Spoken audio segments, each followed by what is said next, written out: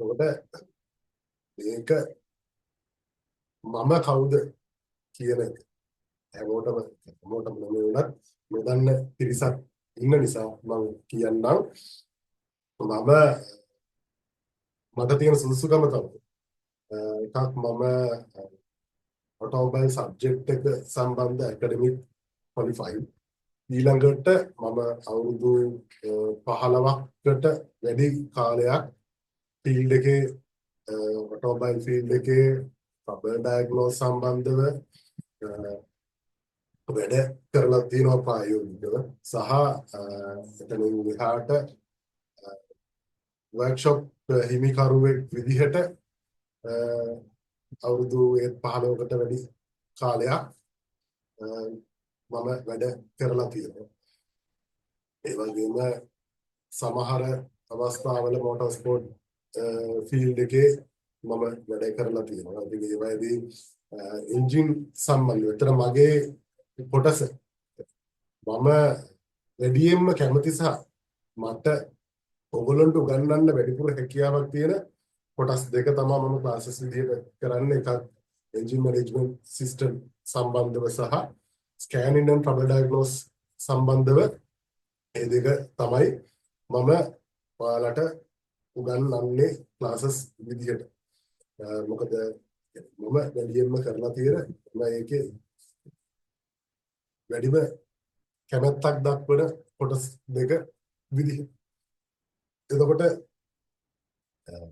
අපි ඉලෙක්ට්‍රොනික feel injection සම්බන්ධයෙන් අපි මොනවද දන්නේ? අපි ඉන්නේ කොතනද? එතකොට ඒකදී ඇත්තටම මේ මෝටර රථ ක්ෂේත්‍රය අපි දන්නවා කාලයත් එක්ක ඉතිහාසයත් එක්ක ගත්තාම සෑහෙන කාලෙක ඉඳන් මේක කියන්නේ මෝටර රථයේ සොයා ගැනීමත් එක්ක මේක සෑහෙන දියුණුවට පත් වෙලා අද වෙනකොට තාක්ෂණයෙන් උපරිම ඔටෝනොමස් වෙහිකල් දක්වාම ඇවිල්ලා තියෙනවා. ඒක කාලෙදී ඒවා අපි කිව්වා මේ වාහන වල ඔප්ෂන් විදිහට. එතකොට මේක EFI මේක ABS තියෙනවා. එතකොට මේක ක්‍රූස් කන්ට්‍රෝලින් තියෙනවා. මේක ඇක්සලරේටර් පාගන්න නැතුව යන්න පුළුවන්. ඒ වගේ එක එක ඔප්ෂන් මේකෙදී අපි කතා කරා කියන අපි දැනුවත් වුණා ලෝකේ තාක්ෂණයේ දියුණු වීමත් එක්ක. එතකොට මේ දේවල් වලදී මේ තාක්ෂණික දියුණුව එන්නේ දියුණු වෙනකොට දැන් අද තියෙන්නේ ඇත්තටම මේ තාක්ෂණයේ දියුණුවේ හිමිපෙත්තටම ගිය වාහනය. හැබැයි උතන මේ දියුණුව එන්නේ වැඩි වෙනකොටම මෙතන ගැටලුවක් එනවා. ඒ ගැටලුව තමයි මේ මෝටර රථ ප්‍රමාණය ලෝකේ මාර්ගවල ධාවනයට යොදා ගන්න මෝටර රථ ප්‍රමාණය දවසින් දවස වැඩි වෙනකොට ඒ වැඩිවීමත් එක්ක මේ මෝටර රථ වලින් පිටවන දුම සහ අහිතකර දේවල් ඒ දේවල් නැත්නම් අපි කියන්නේ එයා පොලියුෂන් සම්බන්ධ. ඒ දේවල් නිසා මේක අති විශාල ලෙස විදිහට පරිසර හානියක් ඇති වෙනවා මේ මෝටර රථ නිසා. මෝටර රථ ඔක්කොම අද තියෙන මෝටර රථ ඔක්කොම හින්දා එහෙම වෙනවා කියලා 100%ක්ම කියන්න බෑ. මොකද කුඩ් වර්ගයේ මෝටර රථ කියන්නේ ප්‍රීපේඩ් සේම තියෙනවා. ඒවල හයිඩ්‍රජන් ෆුවල් සෙල් වාහන තියෙනවා. ඒ දේවල් එක්ක අපිට එහෙම ගන්න. හැබැයි මේ ෆොසිල ඉන්ධන දහනය කරන දැන් මොකක් හරි හයිඩ්‍රෝකාබන් එකක් දහනය කරලා මාර්ගයේ ගමන් කර නැත්නම් ක්‍රියාත්මක වෙන එන්ජිමක් සහිත ඉන්ටර්නල් කම්බස්ෂන් එන්ජින් එකක් සහිත වාහනයක් වුණොත් මෙන්න මේ ඒ වාහනේ එන්ජින් ක්‍රියාකාරීත්වය නිසා අපිට තියෙනවා පොඩි ප්‍රශ්න ටිකක් පරිසරය සම්බන්ධ සහ ජීවයේ පෘථිවියේ මිනිසාගේ සහ මේ සියලුම දේවල් පරිසරයේ පැවැත්ම සම්බන්ධව ගැටලු. මෙන්න මේ ගැටලු වලට කාලයත් එක්ක මේ මෝටර රථ තාක්ෂණයේ දියුණු වීමත් එක්ක දවසින් දවස තියෙන ගැටලු වලට පිළිතුරු සොයාගෙන එනකොට අන්න ඒ ගැටලු වලට පිළිතුරක් විදිහට ආපු එක කොටසක් තමයි ඉලෙක්ට්‍රොනික ෆිලින්ජෙක්ෂන් ප්‍රධාන වශයෙන්. ඊළඟට මේකේ තව කොටසක් තියෙනවා මේ වාහනවල performance සම්බන්ධ. එහෙම නැත්නම් මේකේ කාර්ය සාධනයේ efficiency සම්බන්ධ. මොකද පරණ තිබ්බ වාහනයක තියෙන efficiency කියලා අපි අදහස් කරන්නේ අපි වාහනය වෙනුවෙන් අපේ ක්‍රියාව කරගන්න වාහනයට කොච්චර දෙයක් දෙනවද? ඒ දෙන දේ තුලින් අපිට පෙරලා කොච්චර දෙයක් ලැබෙනවද කියන එක මත මේ තාක්ෂණික දියුණුව එතරම් ඒකට බලපාන. මොකද අපි හිතමු අපි කඩේකට ගිහිල්ලා භාණ්ඩයක් මිලදී ගන්නවා නම් ඒ භාණ්ඩය මිලදී ගද්දි කඩේට අපි රුපියල් 100ක් දුන්නොත් අපි බලනවා ඒ රුපියල් 100ට වටින භාණ්ඩයක්ද අපිට කඩෙන් ආපහු දුන්නේ. ඒක අපිට වටින්නේ නැත්තම් ඒක අපි හිතමු මුදලාලි අපිට වංචාවක් කරලා මොකක් හරි ලෝකල් පාර්ට් එකක් ඩුප්ලිකේට් පාර්ට් එකක් දුන්නා කියලා. දැන් හොඳ උදාහරණයක් තියෙනවා. මෙතන වැඩ කරන්නේ ක්ලාස් එකට සම්බන්ධ වෙන බහුතරයක් ඔටෝමොබයිල් ෆීල්ඩ් එකේ ටෙක්නීෂියන්ලා විදිහට කාර්මිකයෝ විදිහට වැඩ කරන අය නිසා ඔයගොල්ලන්ට ඇති අත්දැකීම් වාහනයේ ස්පෙයා පාර්ට් සම්බන්ධ ඒක සමහර පාර්ට්ස් තියෙනවා අපි මිලදී ගත්තට ඇත්තට මේ වාහනයේ ක්‍රියාකාරීත්වයට ඒ පාර්ට් එකෙන් අපිට ඒ අපි බලාපොරොත්තු වෙන ක්වොලිටි එක සහ ඒ දේවල් ටික අපිට ලැබෙන්නේ නැහැ. එතකොට අපි වියදම් කරපු මුදලට අදාළ ප්‍රතිඵලය අපිට ලැබෙන්නේ. අන්න ඒකම මේ එන්ජින්ස් වලින් සිද්ධ වෙනවා. අභ්‍යන්තර දහන එන්ජින්. මොකද මේ එන්ජින් කියන්නේ මේ ඉන්ධන කියන්නේ අපි මුදල් වැය කරලා වාහනයට පුරවලා ඒ ඉන්ධන ආපහු දහනය කරලා ඒ එන ශක්තිය ඒ ඇති වෙන ශක්තියෙන් මේ අපේ ගමන් සහ අනිකුත් ප්‍රවාහන ඒ දේවල් ටික කන්ට්‍රෝල් පාලනය කරගන්න සහ ඒ දේවල් කරගන්න තියෙන සිස්ටම්. එතකොට මේකෙදි අද වෙනකොට මේ ඉලෙක්ට්‍රොනික ෆියුල් ඉන්ජෙක්ෂන් කියන සිස්ටම් එක ඒක දියුණුවේ හිමිපෙත්තටම ඇවිල්ලා ඒක ආපහු ලෝකයෙන් යම් තරමකට ඉවත් වේගෙන යන තැනකට ඇවිල්ලා. එතකොට මෙසේජ් එකක් ඇවිල්ලා තියෙනවා හරියට ඇහෙන්නේ නැහැ කියලා. මම හිතන්නේ සිග්නල් ප්‍රශ්නයක් වෙන්න ඕනේ ඔයා ළඟට ඇත්තෙන්. මෙහෙම නම් එහෙම ගැටලුවක් නැහැ දැනට. ඔව්. පොඩ්ඩක් සිග්නල් තත්ත්වය පරීක්ෂා කරලා බලන්න.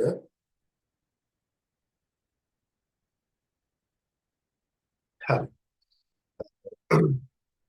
එතකොට මේ විදිහට මේ වාහන එහෙම ඉලෙක්ට්‍රොනික ෆියුල් ඉන්ජෙක්ෂන් කියන එක අද වෙනකොට යම් මට්ටමකට ඒ කියන්නේ වාහන වලට යොදා ගැනීම ටිකක් පසුබෑමකට ලක් වෙන කාලයක තමයි අපි EFI ගන්නේ. ඒතකොට ඔයගොල්ලෝ තේරුම් ගන්න ඕනේ මේ EFI කියලා ඉගෙන ගන්න මීට මේකේ ස්වර්ණමය යුගය තිබ්බේ සාමාන්‍යයෙන් ඔය අවුරුද්ද සාමාන්‍යයෙන් 2000 ඉඳලා ඔය 2010 විතර මේ කාලය ඇතුළේ 2010 14 2015 කින් වෙන ඔය වගේ කාලය ඇතුළේ මේක ස්වර්ණමය යුගයේ තිබ්බ කියලා කියන්න පුළුවන්. ඒකේ දියුණුවක් අද වෙනකොට ඒ කියන්නේ අභ්‍යන්තර දහන එන්ජිම භාවිතා කිරීම අවම කරන්න සියන ගොඩාක් දේවල් මේ මෝටර රථ නිෂ්පාදකයන් විසින් කරන්න උත්සාහ කරනවා. එතකොට මම ඔයගොල්ලන්ට මේක සම්බන්ධව ස්ලයිඩ් එකක් ෂෙයා කරන්නම් ස්ක්‍රීන් එකේ. අපේ පාඩමට අදාළව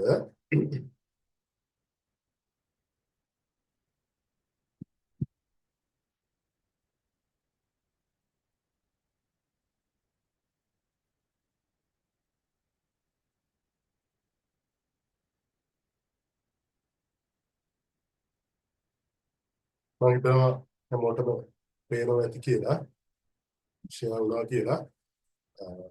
දැන් අපි EFI කතා කරන්න කලින් අපිට අනිවාර්යෙන් කතා කළ යුතු දේ තමයි මේ අභ්‍යන්තර දහන එන්ජින්.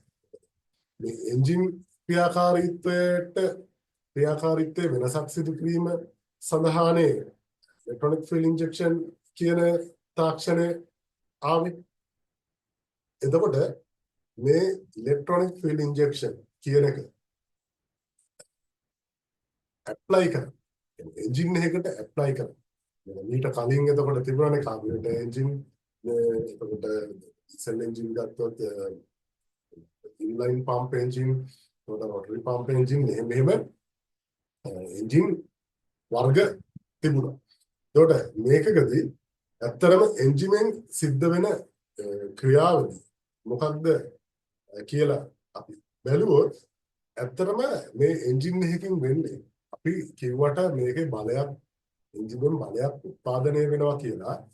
ඇත්තටම මේකෙදි වෙන්නේ එන්ජිමෙන් බලයක් උත්පාදනය වීමක් නෙවෙයි. මේ එන්ජින් එක තුළ සිද්ධ වෙන්නේ අපේ ඉන්ධනවල තියෙන අපි මේ වාහනයට සපයන ඉන්ධනවල තියෙන රසායනික ශක්තිය. ඉන්ධන කියලා ගත්තාම ඉන්ධන කියන්නේ හයිඩ්‍රෝකාබන්. ඒකට මේ හයිඩ්‍රෝකාබන් හයිඩ්‍රජන් සහ කාබන් අංශු වලින් මූල පරමාණු වලින් හැදිච්ච සංයෝගය දහනය කිරීමේදී සිදුවන ප්‍රතික්‍රියාව නිසා මේක ඇතුලේ තාපය හට අරගෙන තාපය උත්පාදනය වෙලා අන්නේ තාපය භාවිතා කරලා අපි මේ පිස්ටන් පහලට තෙරපලා තල්ලු කරලා මේ එන්ජින් එක ක්‍රියාත්මක කරන එක තමයි. එතකොට මේකේ මෙකැනිකල් සහ මූලික සිද්ධාන්ත තියෙනවා. එතකොට ඇත්තටම මේක තියෙන්නේ ශක්ති පරිවර්තන. ඒ කියන්නේ ඉන්ධනවල තියෙන රසායනික ශක්තිය මේකේ තාප ශක්තිය බවට පරිවර්තනය කරලා ඒක චාලක ශක්තිය බවට ආපහු පරිවර්තනය කිරීම ක්‍රෑන්ක් ශාෆ්ට් එක මගින් කරන එක තමයි මේකේ මූලික සිද්ධාන්තය. ඒකට ඔන්න ඔය ක්‍රියා ඔය කාර්ය ඔය දේ සිද්ධ කරන්න ඕන මේකට ඉන්ධන ලබා දීමක් කරන්න ඕනේ. මේ එන්ජින් එක මෙකැනිකලි වැඩ කරන මේ පිස්ටන්ස් එතකොට කනෙක්ටිං රෝඩ් ක්‍රෑන්ක් ශාෆ්ට් කෑම් ශාෆ්ට් ඔය වැල්ස් ඔය සියලුම දේවල් වලින් මේක මෙකැනිකලි ක්‍රියාත්මක වෙන දෙයට ඉන්ධන ලබා දීලා ඒ ඉන්ධන දහනය කරනකොට තමයි මේක ක්‍රියාත්මක වෙන්නේ. එතකොට මෙන්න මේ ඉන්ධන ලබා දෙන්න ඕන කරන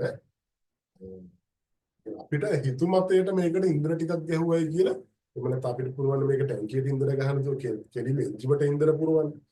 එහෙම කරාට මේක ක්‍රියාත්මක වෙන්නේ නැහැ. මේකට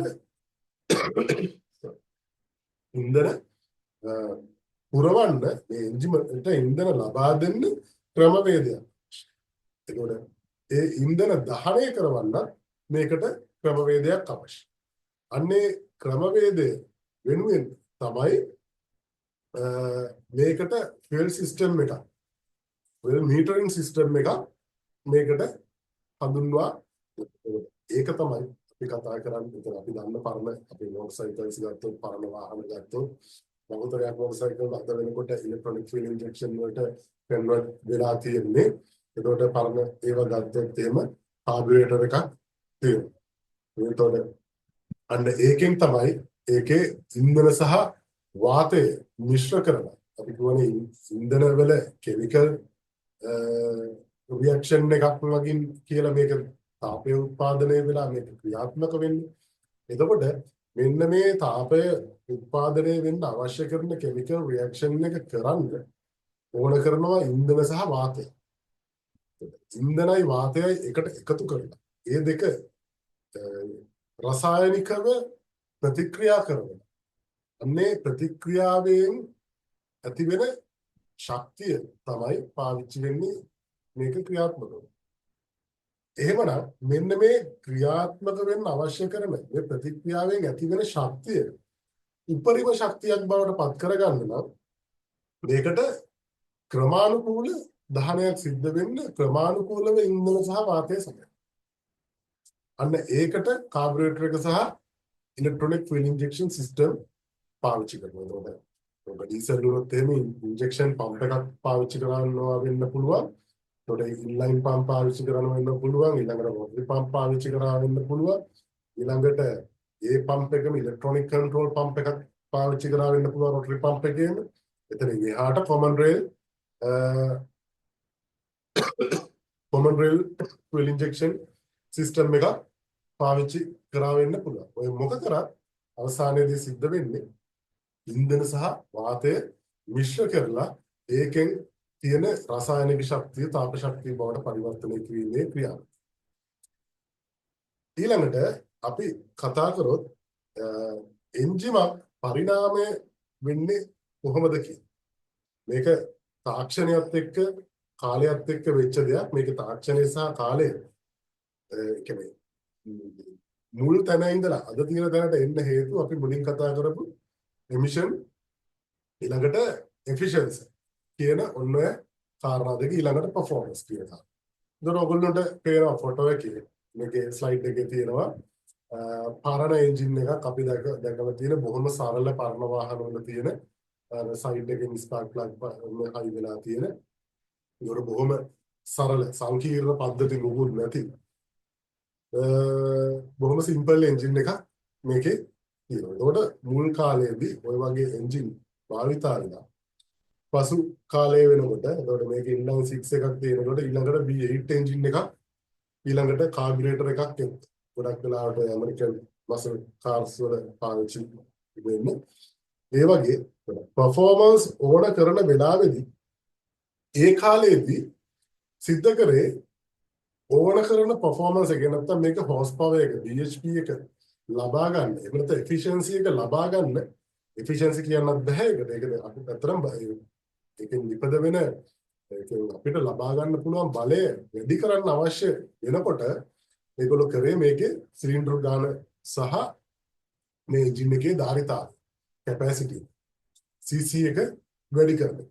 එහෙම තමයි ඒ කාලේදී කියන්නේ මේක මුල් කාලේදී මේ වාහන වල කාර්යක්ෂමතාවය වැඩි කරගන්න උත්සාහ කරේ. ඊළඟට ඒකෙන් මොඩර්න් එන්ජින් වලට එන්න ගත්තා. මේවයි ඉලෙක්ට්‍රොනික ෆුවල් ඉන්ජෙක්ෂන් සිස්ටම්ස් මේකට ඇප්ලයි වෙනවා. ඒ එනකොට දැන් ඔයගලන්ට පේනවා මේ ෆෙරාරි එන්ජින් එකක පින්තූරයක් තියෙනවා ස්ලයිඩ් එකේ. ඒතර ඔයගලන්ට පේනවා මේ තිබ්බ එන්ජින්ස් වල තිබ්බ කොටස් සහ එතකොට මේ ඇමරිකන් මසල්ස් වල තිබ්බ මේ ඩොජ් එන්ජින් එකේ තියෙන කොටස් වල පිහිටීම එක මේ එන්ජින් එකේ මේක දැන් ට්‍රාන්ස්මිෂන් එක මෙතනින් අයින් කරොත් මේ පිහිටීම මේ එන්ජිනේ එක්සෝස් හෙඩර්ස් වල එහෙම නැත්නම් එක්සෝස් මැනිෆෝල්ඩ්ස් වල තියෙන වෙනස ඊළඟට මේ ප්ලග්ස් මේ වයර්ස් මුකුත් නැහැ මේ වයේ මේවට වයර්ස් වලින් හයිඩ්‍රේෂන් වයර්ස් නැත්නම් හයිඩ්‍රේෂන් ලින්ක්ස් වලින් සම්බන්ධ වෙලා තියෙන දේවල් හයිඩ්‍රේෂන් ලයින්ස් මේ එන්ජින් වල නැහැ. ඒතකොට මේවා කොයිල් ඔන් ප්ලග්ස් කියන කියන්නේ හැම සිලින්ඩර් එකකටම එක ප්ලග් එකයි එක කොයිල් එකයි. ඉග්නිෂන් කොයිල් එක ගන්න එහෙම සම්බන්ධ කරලා මේ වගේ පර්ෆෝමන්ස් වැඩි කරලා තියෙනවා, කාර්යක්ෂමතාවය වැඩි කරලා තියෙනවා, කියන්නේ එෆිෂියන්සි වැඩි කරලා තියෙනවා, පවර් එක ඒ දේවල් ටික වැඩි කරලා තියෙනවා. එතකොට මෙන්න මේ පරිණාමය එක්ක අද එනකොට මීටත් වැඩි. දැන් මේ එන්ජින් එකත් සෑහෙන පරණ එන්ජින් එකක්. ඒක සාමාන්‍යයෙන් 2000 වගේ කාලේ නිපදවපු එන්ජින් එක. අද වෙනකොට මීටත් වැඩි මේවා සංකීර්ණ වෙලා ඇවිල්ලා තියෙනවා. ඒකෙදී ඔයගොල්ලන්ට පේනවා ඒකත් V8 එකක් මේකත් V8 එකක්. එතකොට ඒ ඔක්කොගෙම තියෙන්නේ එකම මූලධර්මය. හැබැයි ඒ මූලධර්මයේ භාවිතා කරන විදිහ වෙනස්. මූලික මූල ධර්මයේ එක වුණාට ඒ ක්‍රියාවන් කරගන්නා විදිහ වෙනස් කරනවා. ඒකට කාර්බරේටර් තිබ්බ එකට කාර්බරේටර් කියන්නේ වෙන්චුරියක් කරහා වාත ධාරාවක් ගමන් කරනකොට ඇතිවන භෞතික විද්‍යාත්මක තියෙන ක්‍රියාවන් ටික ඒ මූල ධර්ම ටික භාවිතා කරලා කරගත්තු මෙකැනිකලි කරගත්තු දේවල් ටික මේක ඉලෙක්ට්‍රොනික තාක්ෂණයට බාර දීලා ඒ තාක්ෂණය හරහා මේක නිවැරදිව ක්‍රියාත්මක වෙන විදිහට මේක නිෂ්පාදනය කරලා තියෙනවා. ඒතකොට ඒ දේවල් මෙකැනිකලි ක්‍රියාත්මක වෙච්ච දේවල් ඉලෙක්ට්‍රොනික්ස් වලට සම්බන්ධ වුණාට පස්සේ එතනදී මේක සෑහෙන්න එෆිෂියන්සි පැත්ත වැඩි කරගන්න හැකියාව තියෙනවා. මොකද ඒ වගේ නිවැරදිතාවය නැත්නම් ඇකියුරසි එක ගොඩාක් ඉහළට ගිහිල්ලා තියෙන නිසා. ඊළඟට ඉන්ටර්නල් කම්බෂන් එන්ජින් එක අරගත්තාම ඒ එන්ජින් වල වර්ග තියෙනවා. එන්ජිම ක්‍රියාත්මක වෙන විදිහ අනුව මේවයේ වර්ග කරන්න හැකියාව තියෙනවා. Inline engine, B type engine, W type engine, radial engine, horizontal opposed engine. මේවා මූලිකව නිකන් කතා කරගෙන යමු. ෆීල්ඩ් එකේ නැති අලුතෙන් ඉගෙන ගන්න එහෙම අයත් ඉන්න නිසා, ඒ කියන්නේ ඉන්ට්‍රස්ට් එක නිසා ඉගෙන ගන්න ඇවිල්ලා ඉන්න හින්දා ඔර ඉන්ලයින් එන්ජින් කියන්නේ අපි සාමාන්‍ය දිනදා ජීවිතේ දකින වාහනවල තියෙන අර එක පෙළට සිලින්ඩර්ස් තියෙන එන්ජින් වලට V type එන්ජින් කියන්නේ V හැඩයට තියෙන එන්ජින්. අපි ඔය බොහොම ප්‍රසිද්ධ ලංකාවේ නම් බොහොම ප්‍රසිද්ධ වාහන විදිහට D8 කියලා. ඒකට අන්න ඒ වගේ ඒ තියෙන්නේ මේ V shape එකේ එන්ජින් එක. ඒ වාහනේ මොඩල් එක හඳුන්වන්නේ එන්ජිනේ ටයිප් එක. අතරම වාහනේ මොඩල් එක වෙන එක. එතකොට ඊළඟට W type එන්ජින් තියෙනවා. ගොඩක් වෙලාවට ලංකාවේ නම් ඒවා බලා ගන්න අමාරුයි. Volkswagen ඒ වගේ වාහනවල Audi වල ඒ වගේ වාහනවල ඔක බලා ගන්න පුළුවන්කම තියෙනවා. පිටරටවල වල ඉන්න අයට නම් ඒවා අතපත ගන්න හැකියාව තියෙයි. ලංකාවේ ටිකක් අපහසු වෙයි නැත්තේ නෑ.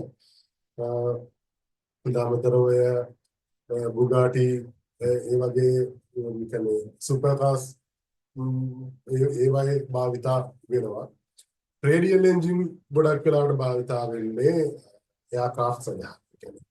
අඩු ඉඩ ප්‍රමාණයක වැඩි සිලින්ඩර් ප්‍රමාණයක් ස්ථාපනය කරන්න හැකියාව තියෙන එන්ජින් එකක් නිසා. මේ හැමතැනම මේ පිස්ටන් එකක් සහ සිලින්ඩර් එකක් තියෙන්නේ. ඒකට මේ රවුමට හැමතැනම මේ වටේටම තියෙන්නේ සිලින්ඩර්ස් සහ පිස්ටන්. ඒකට හොරිසොන්ටල් ඔපෝස්ඩ් එන්ජින් එකක් කියන්නේ දෙපැත්තට ක්‍රියාත්මක වෙන. පිස්ටන්ස් දෙපැත්තට ක්‍රියාත්මක වෙන. ගොඩක් වෙලාවට Porsche, Subaru මේ වගේ වාහනවල භාවිතා වෙන්නේ කාස් වල භාවිතා වෙනවා හොරිසොන්ටල් ඔපෝස්ඩ් එන්ජින් එක.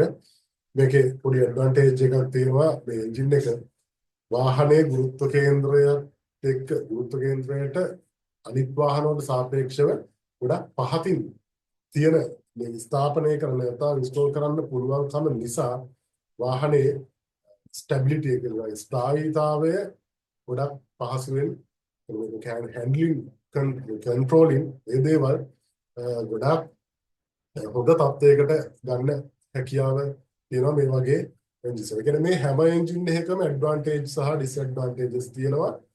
ඊළඟට ආයි මේවා බෙදාගෙන කරන්න පුළුවන්. සිංගල් සිලින්ඩර් එන්ජින් වලට මල්ටි සිලින්ඩර් එන්ජින් තමයි අපි මේ කතා කරේ. ඒකට තනි සිලින්ඩර් එන්ජින් නම් අපිට බයිසිකල් වලින් ගන්න පුළුවන්. ඒකට එන්ජිමක් කියන්නේ මොකක්ද? එන්ජිමක් කියලා අපි වාහනේ තියෙන එන්ජිම කියලා පෙන්නනම අපිට එක ලොකු ගෙඩියක් පේනවා එන්ජිම. හැබැයි මේ එන්ජිම ඒ විදිහට ගත්තට ඒක තව සබ් සිස්ටම්ස් ගොඩාක් ප්‍රමාණයක් එකට එකතු වෙලා නිර්මාණය වෙච්ච තවත් පද්ධති ගණනාවක් එකට එකතු වෙලා හැදිච්ච පද්ධති ගණනාවක එකතු. එන්ජිමක් කියන්නේ එක කොටසක් නෙමෙයි. එතකොට මෙන්න මේකෙදි එන්ජිම එක අපිට මේ කොටස් වලට වෙන් කරොත් මේ එන්ජිම අර සබ්සිස්ටම්ස් ටික වෙන් කරලා ගත්තොත් එන්ජිම කොටස් වලට කඩාගන්න. මොකද අපිට අධ්‍යයනයේදී පහසු වෙන්න ඕනේ.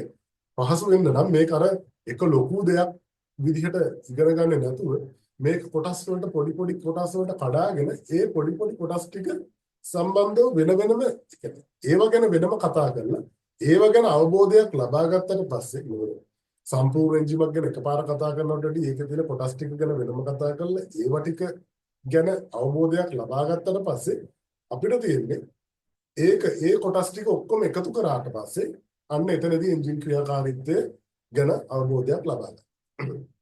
නැත්තම් මේක හරිය සංකීර්ණ දෙයක් බවට පත් වෙනවා. අපි මේක පුළුවන් සරලම විදිහට මේක ගැන තේරුම් ගන්න අපි මේක කොටස් වලට කඩා ගන්නවා. මොකක් හරි ලොකු වැඩක් බාර දුන්නොත් ඒක අපි ඒ ලොකු වැඩේ පුංචි පුංචි කොටස් වලට කඩලා ඒක එක එක්කෙනාට බාර දුන්නොත් ඒක අපි තනි එක්කෙනෙක් කර ලොකු වැඩේ එකපාර කොහොම කරනවට වැඩිය ලේසියෙන් සහ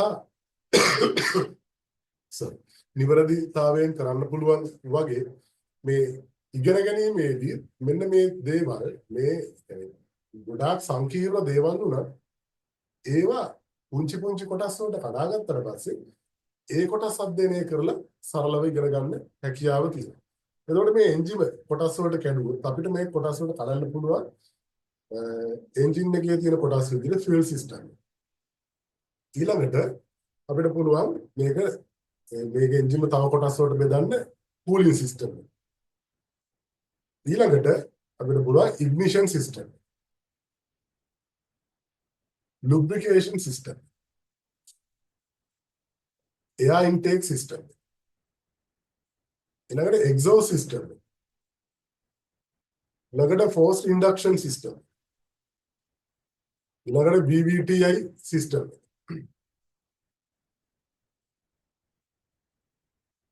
ඊළඟට EGR system.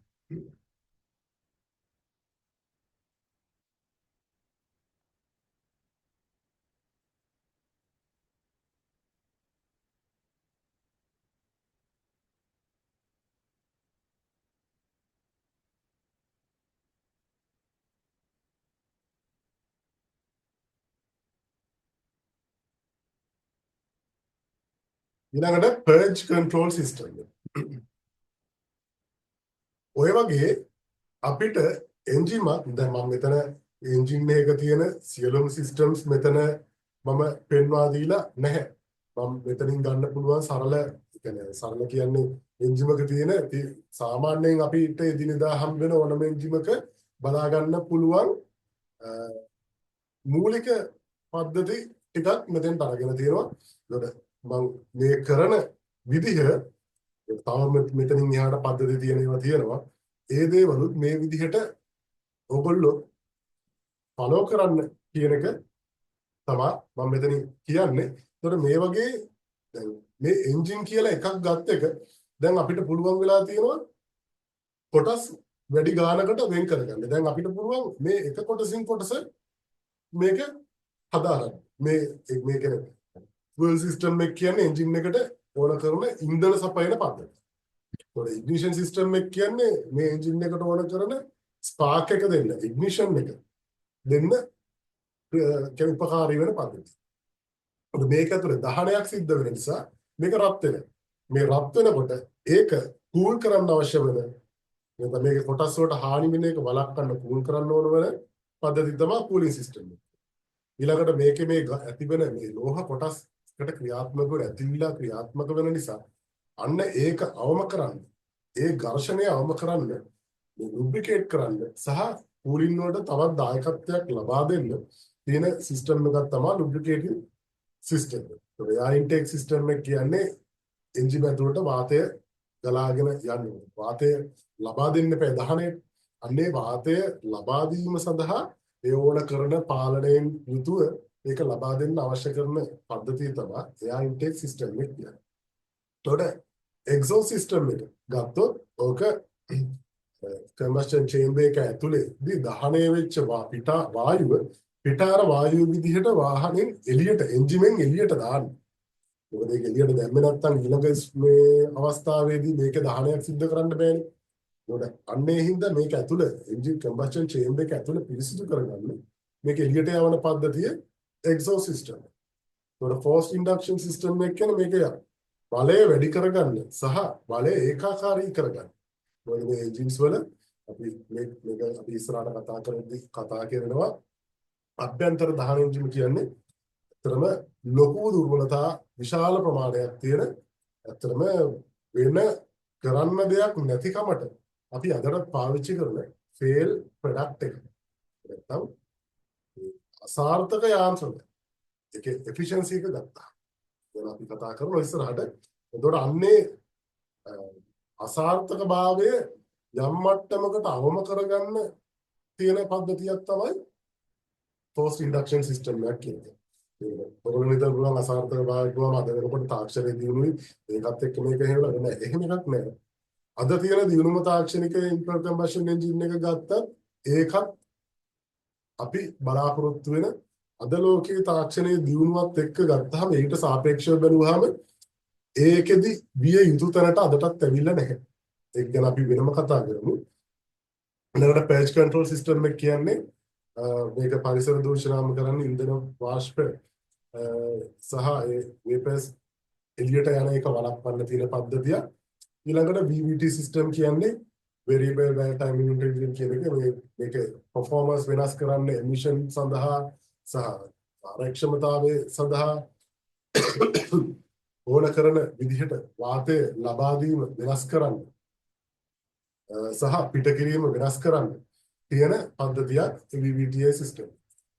එතකොට මේ වගේ ඕනම දෙයක් අපිට ලොකු දෙයක් ලොකුවට තියෙන දෙයක් පුංචි කොටස් වලට කඩාගෙන ඒක ඇතුළට ගියාම ඒ දේවල් ටික හදාරලා ඉවර වෙලා මේ ටික ඔක්කොම ආපහු එකතු කරාම අපිට පහසුවෙන් මේ දේවල් ටික ඉගෙන ගන්න පුළුවන්. ඒතකොට මේකෙදි ඉග්නිෂන් සිස්ටම් එක ගත්තොත් ඉග්නිෂන් සිස්ටම් එකේදී අරන කන්වෙන්ෂනල් ඉග්නිෂන් සිස්ටම්ස් මේ ප්ලැටිනම් පොයින්ට්ස් මේවා ඔයගොල්ලෝ දන්න දේවල් මූලිකව මතක් කරගෙන යන්නේ ප්ලැටිනම් පොයින්ට් මගින් ක්‍රියාත්මක වෙලා ඩිස්ට්‍රිබියුටර් එකක් මගින් බෙදා හැරපු ඉග්නිෂන් සිස්ටම් එක පස්සේ පල්ස් ජෙනරේටර් එකක් මැග්නටික් පිකප් කොයිල් එකක් මගින් මේක ඉලෙක්ට්‍රොනික බවට පරිවර්තනය කරලා ඉලෙක්ට්‍රොනික කන්ට්‍රෝල් මොඩියුල් එකකින් මේක ස්පාර්ක් එක බෙදා හැරීම සිද්ධ කරා.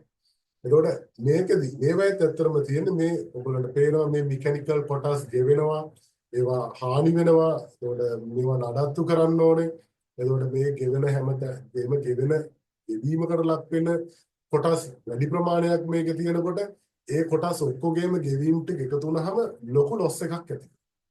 එතකොට ඒ ලොස් එක ගත්තහම අපිට performance wise ඒ දේවල් බලපානවා, emission wise ඒ දේවල් බලපානවා. මේ හැම එකක්ම අවසානයේදී අපේ ප්‍රයිස් එකටත් බලපානවා. සහ අපිට කියන්නේ හරියාකාරයෙන් විශ්වාසයෙන් ගමනක් යන්න බැරි තැනට මේ වගේ ක්‍රියාකාරීත්වය අවුල් වෙන්නේ. එතකොට මේ වගේ ගෙවෙන්න තියෙන කොටස් අවම කරන්න. එතකොට ඇඩ්ජස්ට් කරන්න. ප්ලැටිනම් නම් ඇඩ්ජස්ට් කරන්න ඕනේ, ඩිස්ට්‍රිබියුටර් නම් ඉලෙක්ට්‍රෝඩ්ස් ක්ලීන් කරන්න ඕනේ. එතකොට ගැප් හදන්න ඕනේ. ওই දේවල් වල ඇඩ්ජස්ට්මන්ට් එක එක්කෙනා කරන විදිය අනුවත් ඕවා වෙනස්. ඒතකොට මෙෂර්මන්ට්ස්. ඒතකොට ඒ වගේ මෙෂර්මන්ට්ස් කිසිම දෙයක් නැතුව මේක ඒ තියෙන විදිහටම තියෙද්දි මේ ක්‍රියාකාරීත්වය හැමදාටම තියෙන්න පුළුවන් සිස්ටම් එකක් තියෙනවා නම් ඒ තියෙන්නේ ඉලෙක්ට්‍රොනික්ස් වලින් විතරයි. ඒක හැමදාටම කිව්වට එහෙම වෙන්නේ නැහැ. හැබැයි අරිට සාපේක්ෂව 99.9% සාර්ථකයි කියලා කියන්න පුළුවන්. මොකද අර වගේ වෙනස්කම් වලට වාජනය වෙන්න තියෙන ඉඩ අඩුයි. මොකද එහෙම වාජනය වෙනස්කමක් වුණත් එක්ක ඒක එතනින් එහෙම මැරිලාම යනවා. ඒක අර චුට්ට එන්න අඩුවෙන් එන්න එහෙම එකක් නැහැ. තියෙනවා නම් හොඳටම වැඩ කරනවා. උඩ මෙන්න මේක ලොකු ඇඩ්වාන්ටේජ් එකක් මේවා මේ ඉලෙක්ට්‍රොනික්ස් වලට පරිවර්තනය වෙනවා. ඒකට ඉග්නිෂන් සිස්ටම් එක ඉලෙක්ට්‍රොනික්ස් වලට ওই විදිහට පරිවර්තනය වුණා වගේම ෆියුල් සිස්ටම් එක ඒකත් ඉලෙක්ට්‍රොනික්ස් වලට පරිවර්තනය කොට කාබියුරේටර් ඒක ක්‍රියාකාරීත්වය ෆියුල් මීටරින් කරන විදිය ඔයාලට වම් පැත්තෙන් පේනවා. එතකොට මේකේ මේ විදිහට මේ ක්‍රියාත්මක වෙන එක. මේකේ එතකොට මේ ජෙට්ස් තියෙනවා, ෆ්ලෝටින් චේම්බර්, ෆ්ලෝටර්, එතකොට වෙන්චූරි, එතකොට මේ චෝක් එකක්, ෆ්ලෝටින් වෑල් එකක්, මේ හැම දෙයක්ම මේක තියෙන්නේ මෙකැනිකලි දෙයක්.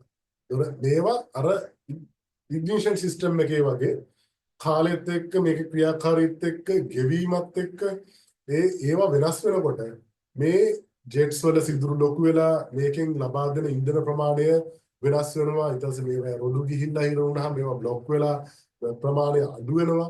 මේ සිදුරු ලොකු වුණාම වැඩි වෙනවා.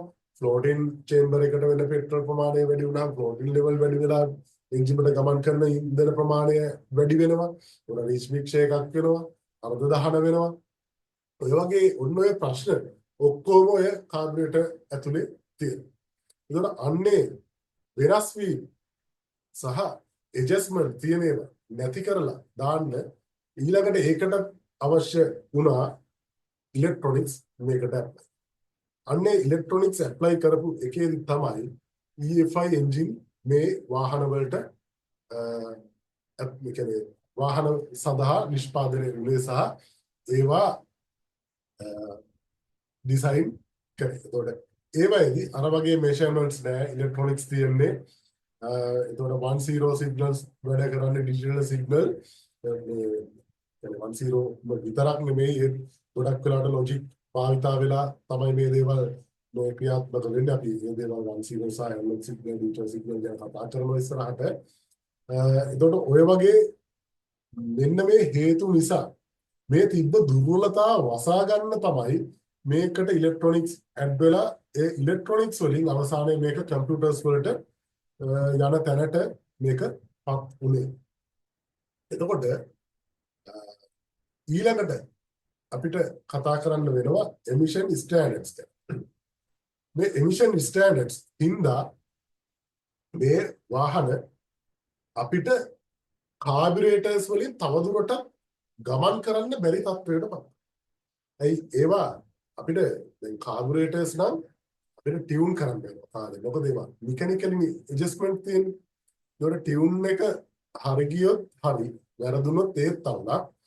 කොහොම මේක 100% ටියුන් කළා තිබ්බත් කාලයත් එක්ක ගෙවීමත් එක්ක වෙනස් වීමත් එක්ක මේක ටියුන් එක වෙනස් වෙලා මේ පරිසර දූෂණය සහ ඒ දේවල් සිද්ධ වෙනවා. එතකොට ලෝකයේ එමිෂන් ස්ටෑන්ඩඩ්ස් කියන ඒවා, ඒ කියන්නේ පරිසර නීති සහ සම්මත කරන ලෝකයේ විසින් ඒවා ඉදිරිපත් කරාම විශේෂයෙන් ඇමරිකා එක්සත් ජනපදයේ කැලිෆෝනියා ඔය වගේ රටවල් වලින් මේවා ඉදිරිපත් කරද්දී ඒගොල්ලන්ට සිද්ධ එකනේ වාහන නිෂ්පාදකයන්ට සිද්ධ වුණා මේගොල්ලෝ මේ කියන එමිෂන් පාලනය කරන්න ඒගොල්ලොන්ගේ තියෙන අර කාබියුරේටර්ස් වලින් මේ දේ කරන්න බෑ කියන එක ඒගොල්ලන්ට තේරෙනවා. ඒවා ගමන් කරනවා. ඒ කියන්නේ අපිට අවශ්‍ය දේ කරගන්න කිසිම ගැටලුවක් නැතුව ඒ දේවල් ටික කරගන්න හැකියාවක් තියෙනවා.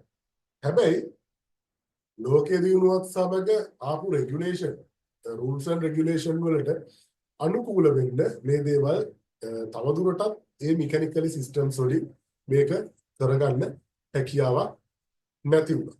එතකොට දැන් අපි මෙතන තියෙනවා යුරෝ ස්ටෑන්ඩඩ්ස්.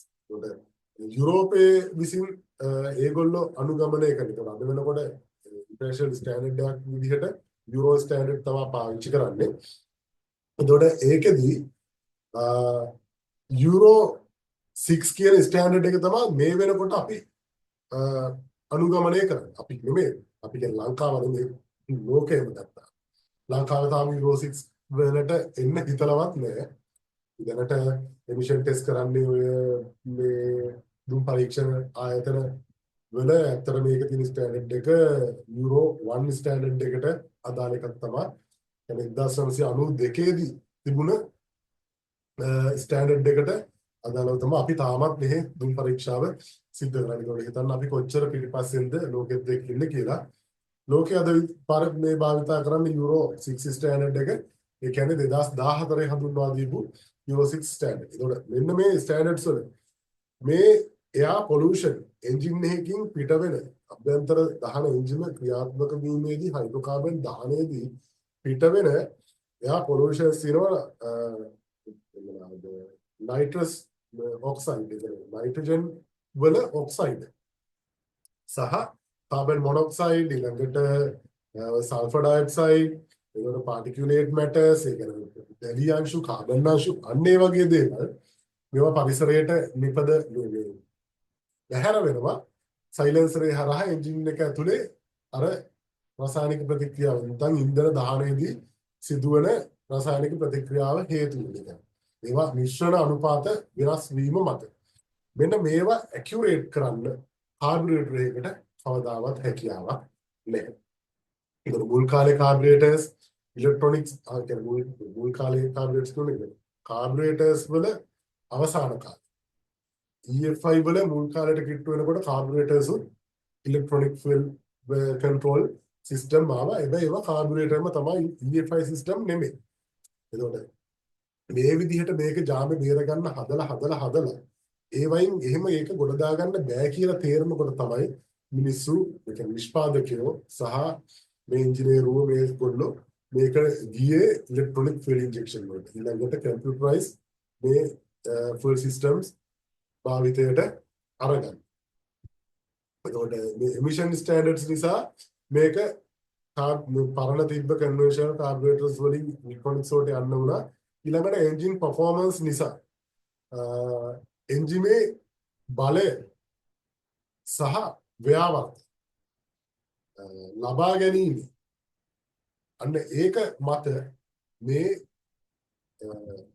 කාබුරේටර්ස් වලින් අයින් වෙලා හොඳ ඇකියුරේට් ෆුවල් මීටරින් එකක් ලබා ගන්න පුළුවන් වෙන්න ඉලෙක්ට්‍රොනික්ස් වලට කම්පියුටර් සිස්ටම්ස් වලට යන්න වෙනවා. ඒක ඊළඟ හේතුව ඉලෙක්ට්‍රොනික් ෆුවල් ඉන්ජෙක්ෂන් වලට මේක මාරු වෙනවා.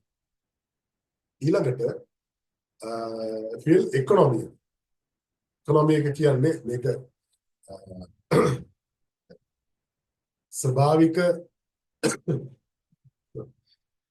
ඉන්ධන කියන්නේ අපි පොළවෙන් ලබා ගන්න ෆොසිල ඉන්ධන කියන්නේ පොළවේ ලබා ගන්න ඒක වැයවි යන ෂේ වී යන. දැන් අදටත් පොළවේ ෆියල් හැදෙනවා. ඒ හැදෙනවා උනාට අපි භාවිතා කරන වේගයෙන් මේක හැදෙන්නේ නැහැ. එතකොට මේක යම් කිසි කාලයකදී මතවාදයක් ආවා මේක මේ විදිහට ගියොත් ඉවර වෙනවා. එතකොට අපි මොකද කරන්නේ? මම කතා කරන්නේ නැහැ කි ඉවර වෙයිද නැද්ද මොකක්ද වෙන්නේ කියලා. මේක නෙවෙයි මට කියන්න ඕනේ.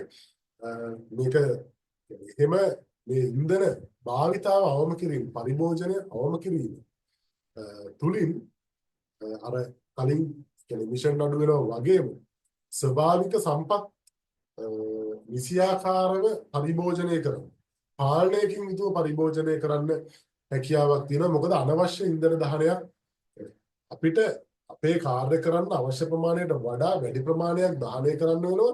ඇත්තරම තියෙන ලොසස් ටික අවම කරගන්න. ඒකට ඒ නිසා මේක ෆුවල් ඉකොනොමි එකටත් බලපාන.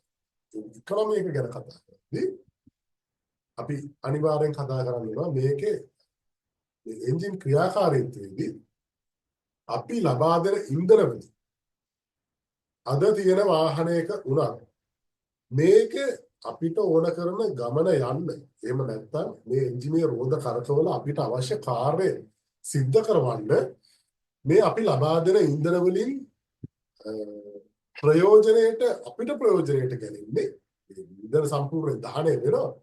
ඉන්ධන ටික සම්පූර්ණ දහනය වුණාට අපිට ප්‍රයෝජනවත් විදිහට ලැබෙන්නේ ඒ දහනය වෙච්ච ඉන්ධන වලින් 140ක ප්‍රමාණයක කාර්යක්ෂමතාවයක් විතරයි. එතකොට ඉතුරු ප්‍රමාණය එක්සෝස් ගෑස් එකේ හීට් එක විදිහට අපතේ යනවා. එතකොට කූලන්ට් ලුබ්‍රිකේෂන් කියන්නේ අනිත්කුත් ඒ දේවල් රත් කරලා ඒවා හීට් එක විදිහට එතනින් අපතේ. එක්සෝස් ගෑස් එකේ හීට් එක විදිහට අපතේ යනවා. ඊළඟට ෆ්‍රික්ෂන් වලින් ඝර්ෂණය මගින් තවත් ප්‍රමාණයක් අපතේ යනවා.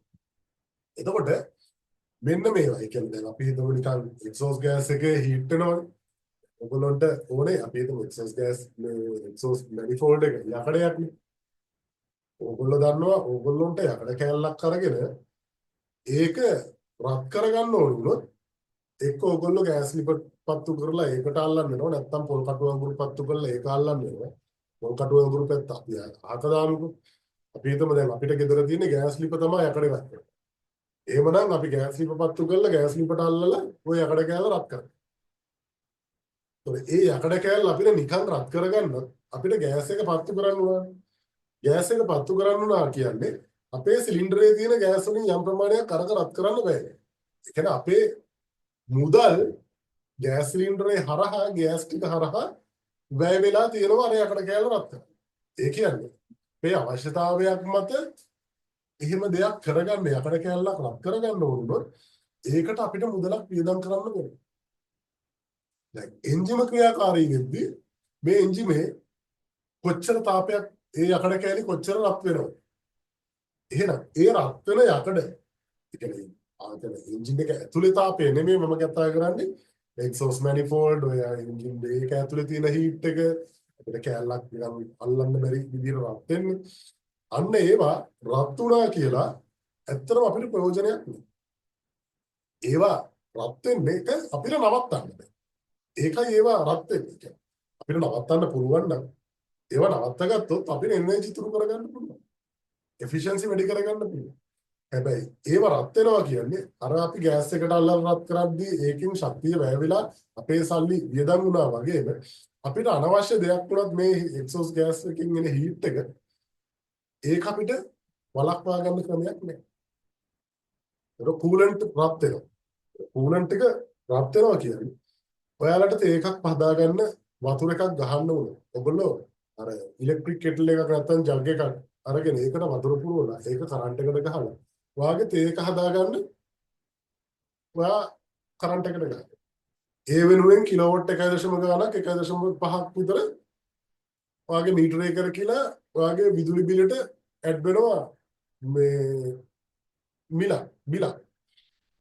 එතකොට හැබැයි ඒකදී බිල ඇඩ් වුණාට ප්‍රශ්නයක් නැහැ.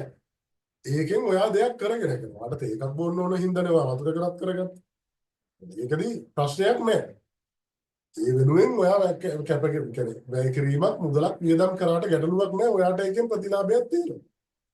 හැබැයි ඔයා වාහනයේ තියෙන රේඩියේටර් එකේ ඇතුලේ සහ වෝටර් ජැකට්ස් වල තියෙන කූලන් රත් කරා කියලා ඔයාට තියෙන ප්‍රයෝජනේ මොකක්ද? කූලන් රත් කරා කියලා ඔයාට ප්‍රයෝජනයක් නැහැ. කූලන් භාවිතා වෙන්නේ එන්ජිම ඇතුලේ තියෙන අනවශ්‍ය තාපය එන්ජිමට හානි වෙන්න තියෙන තාපය ඉවත් කරගන්න. එතකොට ඒක ඉවත් කරගන්න කූලන් රත් කරනවා කියන්නේ ඒ කූලන් රත් වෙන්නේ ඔයා ගහන ඉන්ධනවල. ඒ ඉන්ධන දහණයෙන් නැති වෙන තාපයෙන් තමයි කූලන් ටික සහ අනිකුත් සියලුම කොටස් යකඩ කොටස් රත් වෙන්නේ. ඊළඟට ඝර්ෂණය. යකඩ කොටස් එකට එකතු වෙලා කියන්නේ මෙහෙම ඇතිලිලා ගමන් කරනකොට ඒවැ ඝර්ෂණය ඇති වෙනවා. මොකද කොච්චර සුමට වැහැදුවත් ඔක අපි මයික්‍රොස්කෝප් එකකින් බැලුවොත් ඕකේ කඩතොළු එහෙම රෆ් සර්ෆේස් තියෙනවා. ඒතර මේවා මෙහෙම වැඩ කරනකොට ඒවා එකට ඇතිලිලා මෙතන තාපය හටගන්නවා. ඒතර එතන තාපයක් හට ගන්නවා කියන්නේ ඒ තාපය හටගන්නේ අවසානයේ මූලික එනර්ජි සෝර්ස් එක වෙලා තියෙන්නේ ඔයා දීපු පෙට්‍රල් ඩීසල් ඉන්ධනය. එතකොට ඔයාගේ අභ්‍යන්තර දහන එන්ජිමේ වාතය ප්‍රසාරණය කරලා පිස්ටන් එක පහළට තල්ලු කරලා වාතය ප්‍රසාරණය කරන්න වාතය රත් කරන්න ඔයා එන්ජිමට දීපු ඉන්ධන වලින් තමයි මේ එක්සෝස් ගෑස් එක රත් වෙන්නේ මේ එතකොට ඝර්ෂණය නිසා කොටස් රත් වෙන්නේ කූලන්ට් රත් වෙන්නේ ඔක්කොම වෙන්නේ ওই ඉන්ධන ටික.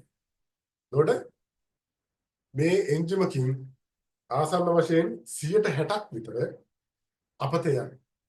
එතකොට පූර්ණ කාර්යක්ෂමතාවය මේ එන්ජින් එකකින් ලැබෙන්නේ නැහැ. අන්න ඒ නිසා තමයි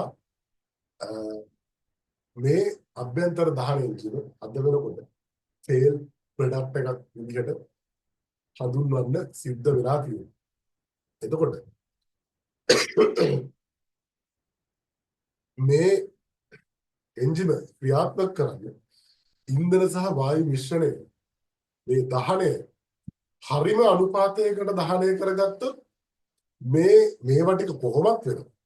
හැබැයි අනවශ්‍ය ලෙස ඉන්ධන වැය වෙලා යන එක අවම කරගන්න හැකියාව තියෙනවා. එතකොට මෙන්න මේක මේ ඇකියුරසි එක ලබා ගන්න පුළුවන් හොඳම ක්‍රමය තමයි මේ තියෙන මෙෂර්මන්ට්ස් ටික ඉලෙක්ට්‍රොනික්ස් වලට බාර දෙන. ඒතකොට එයා යම් කිසි ප්‍රෝග්‍රෑම් එකකට දැම්මට පස්සේ එයාගෙන් මිස්ටේක්ස් වෙන්න තියෙන ඉඩ අඩුයි. නැත්තේ අවම කරගන්න හැකියාවක් තියෙනවා. එතකොට ඔන්න ඕක උඩ තමයි ඉලෙක්ට්‍රොනික ෆියුල් ඉන්ජෙක්ෂන් සිස්ටම් එක ක්‍රියාත්මක වෙන තැනට මේ අපි කතා කරන එන්ජින් නිර්මාණය වුණේ. මම ආපහු පොඩ්ඩක් ඉස්සරහට ගිහින් මම අර දේවල් ටිකට ආපහු එනවා.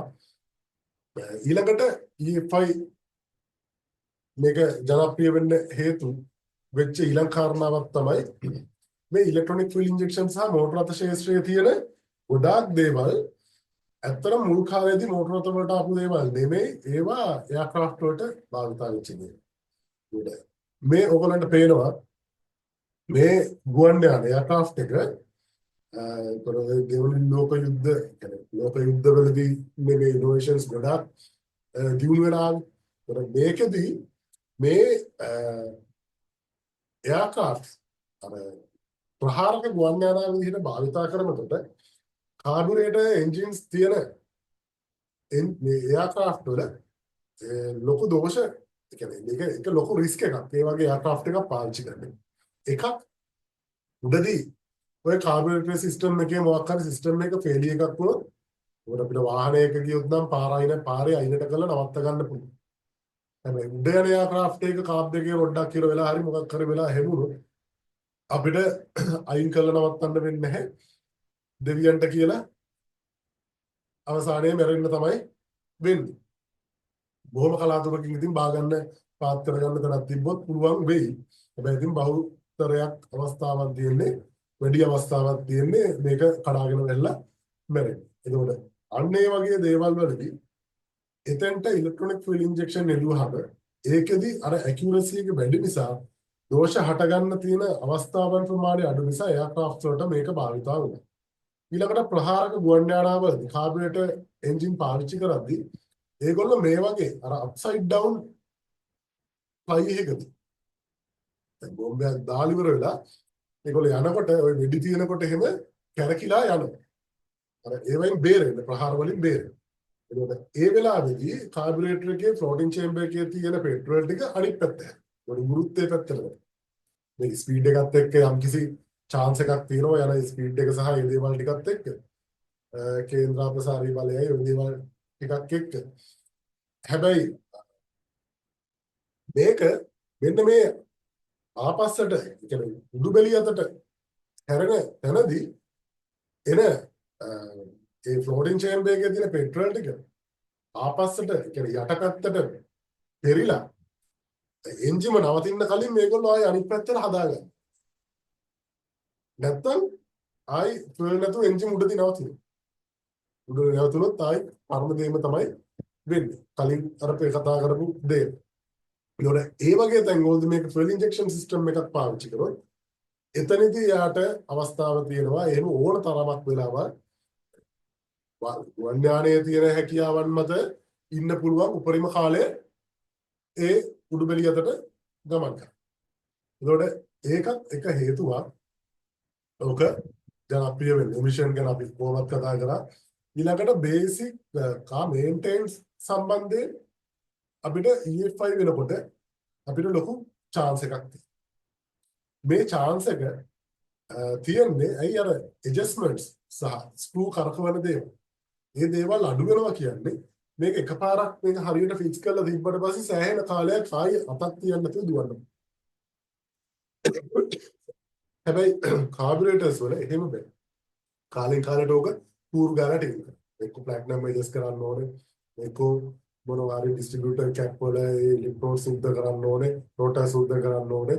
මික්සර් එජස් ස්ක්‍රූ කියයි, අයිඩල් කරෙක්ෂන් ස්ක්‍රූ කියයි, RPM කන්ට්‍රෝල් කියයි, එක ස්ක්‍රූස් ඒවා ඊට පස්සේ ගලවලා සුද්ධ කරන්න ඕනේ. ඕවා කරන්න. ඒතකොට මේ ඉලෙක්ට්‍රොනික ෆියුල් ඉන්ජෙක්ෂන් සිස්ටම් එක එහෙම දෙයක් කරන්න අවස්ථාවක් වෙන්නේ නැහැ සෑහෙන කාලෙකට. එතකොට පර්ෆෝමන්ස් ඒ කාලේ කියන්නේ පරණ වාහනවල ලොකු එන්ජින්ස් පාවිච්චි කරලා දැන් ඔය මොනවාද මසල් කාස් වල V8 එන්ජින් සමන 6 ලීටර් වගේ 6000 cc වගේ එන්ජින්ස් පාවිච්චි කරලා ඒගොල්ලෝ ලොකු බලයක් අරගන්න හෝස් පවර් 500ක් 400ක් 500ක් ඒගොල්ලෝ ගන්නවා ඒ වගේ ලොකු එන්ජින් සහ ලොකු එන්ජින් ධාරිතාවල් පාවිච්චි කරනවා. ඒකට මේ වේදී ඔය ලොකු එන්ජින් වලට ලොකු ඉන්ධන ප්‍රමාණයක් ඕනේ මේවා දහනය කරලා මේවා ක්‍රියාත්මක. හැබැයි තාක්ෂණයත් එක්ක ඉලෙක්ට්‍රොනික ෆියුල් ඉන්ජෙක්ෂන් මේකට එනකොට තව තාක්ෂණිකව මේක ඉලෙක්ට්‍රොනික්ස් ඇඩ් වෙනකොට ඒ බලයම හෝස් පවර් 400ක 500ක බලයම සිලින්ඩර් 4 ඉන්ලයින් එන්ජින් එකකිනුත් ලබා ගැනීමේ හැකියාව තියෙනවා ඇකියුරසි එක සහ ටෙක්නොලොජි එක පාවිච්චි කරනවා.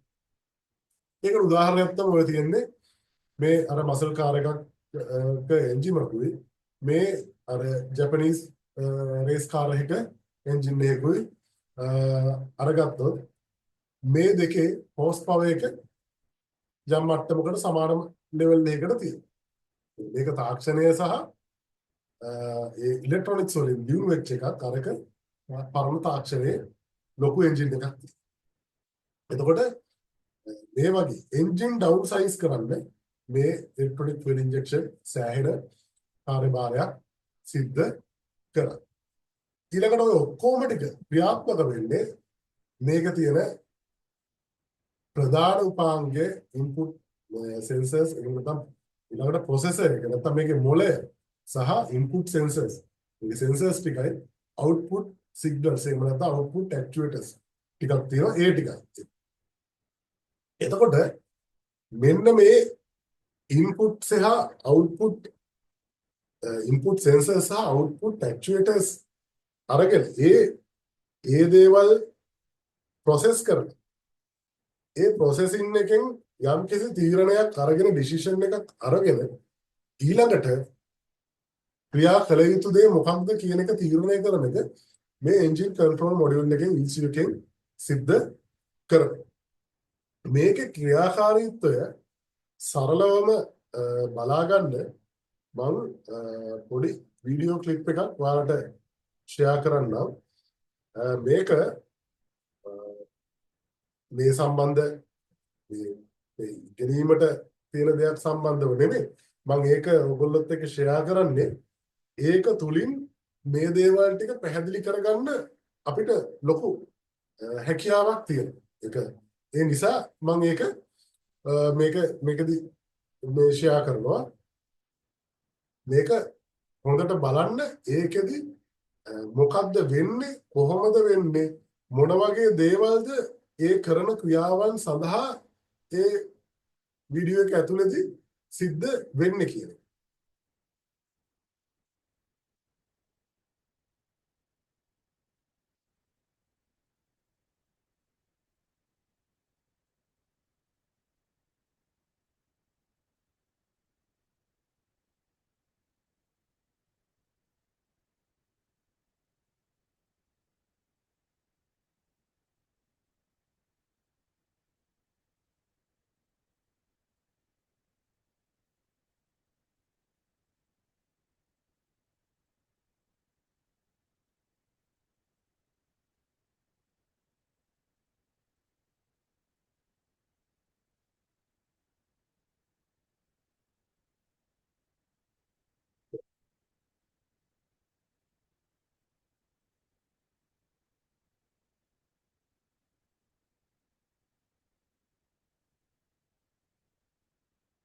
මම හිතනවා හැමෝටම තේරෙනවා ඇති කියලා.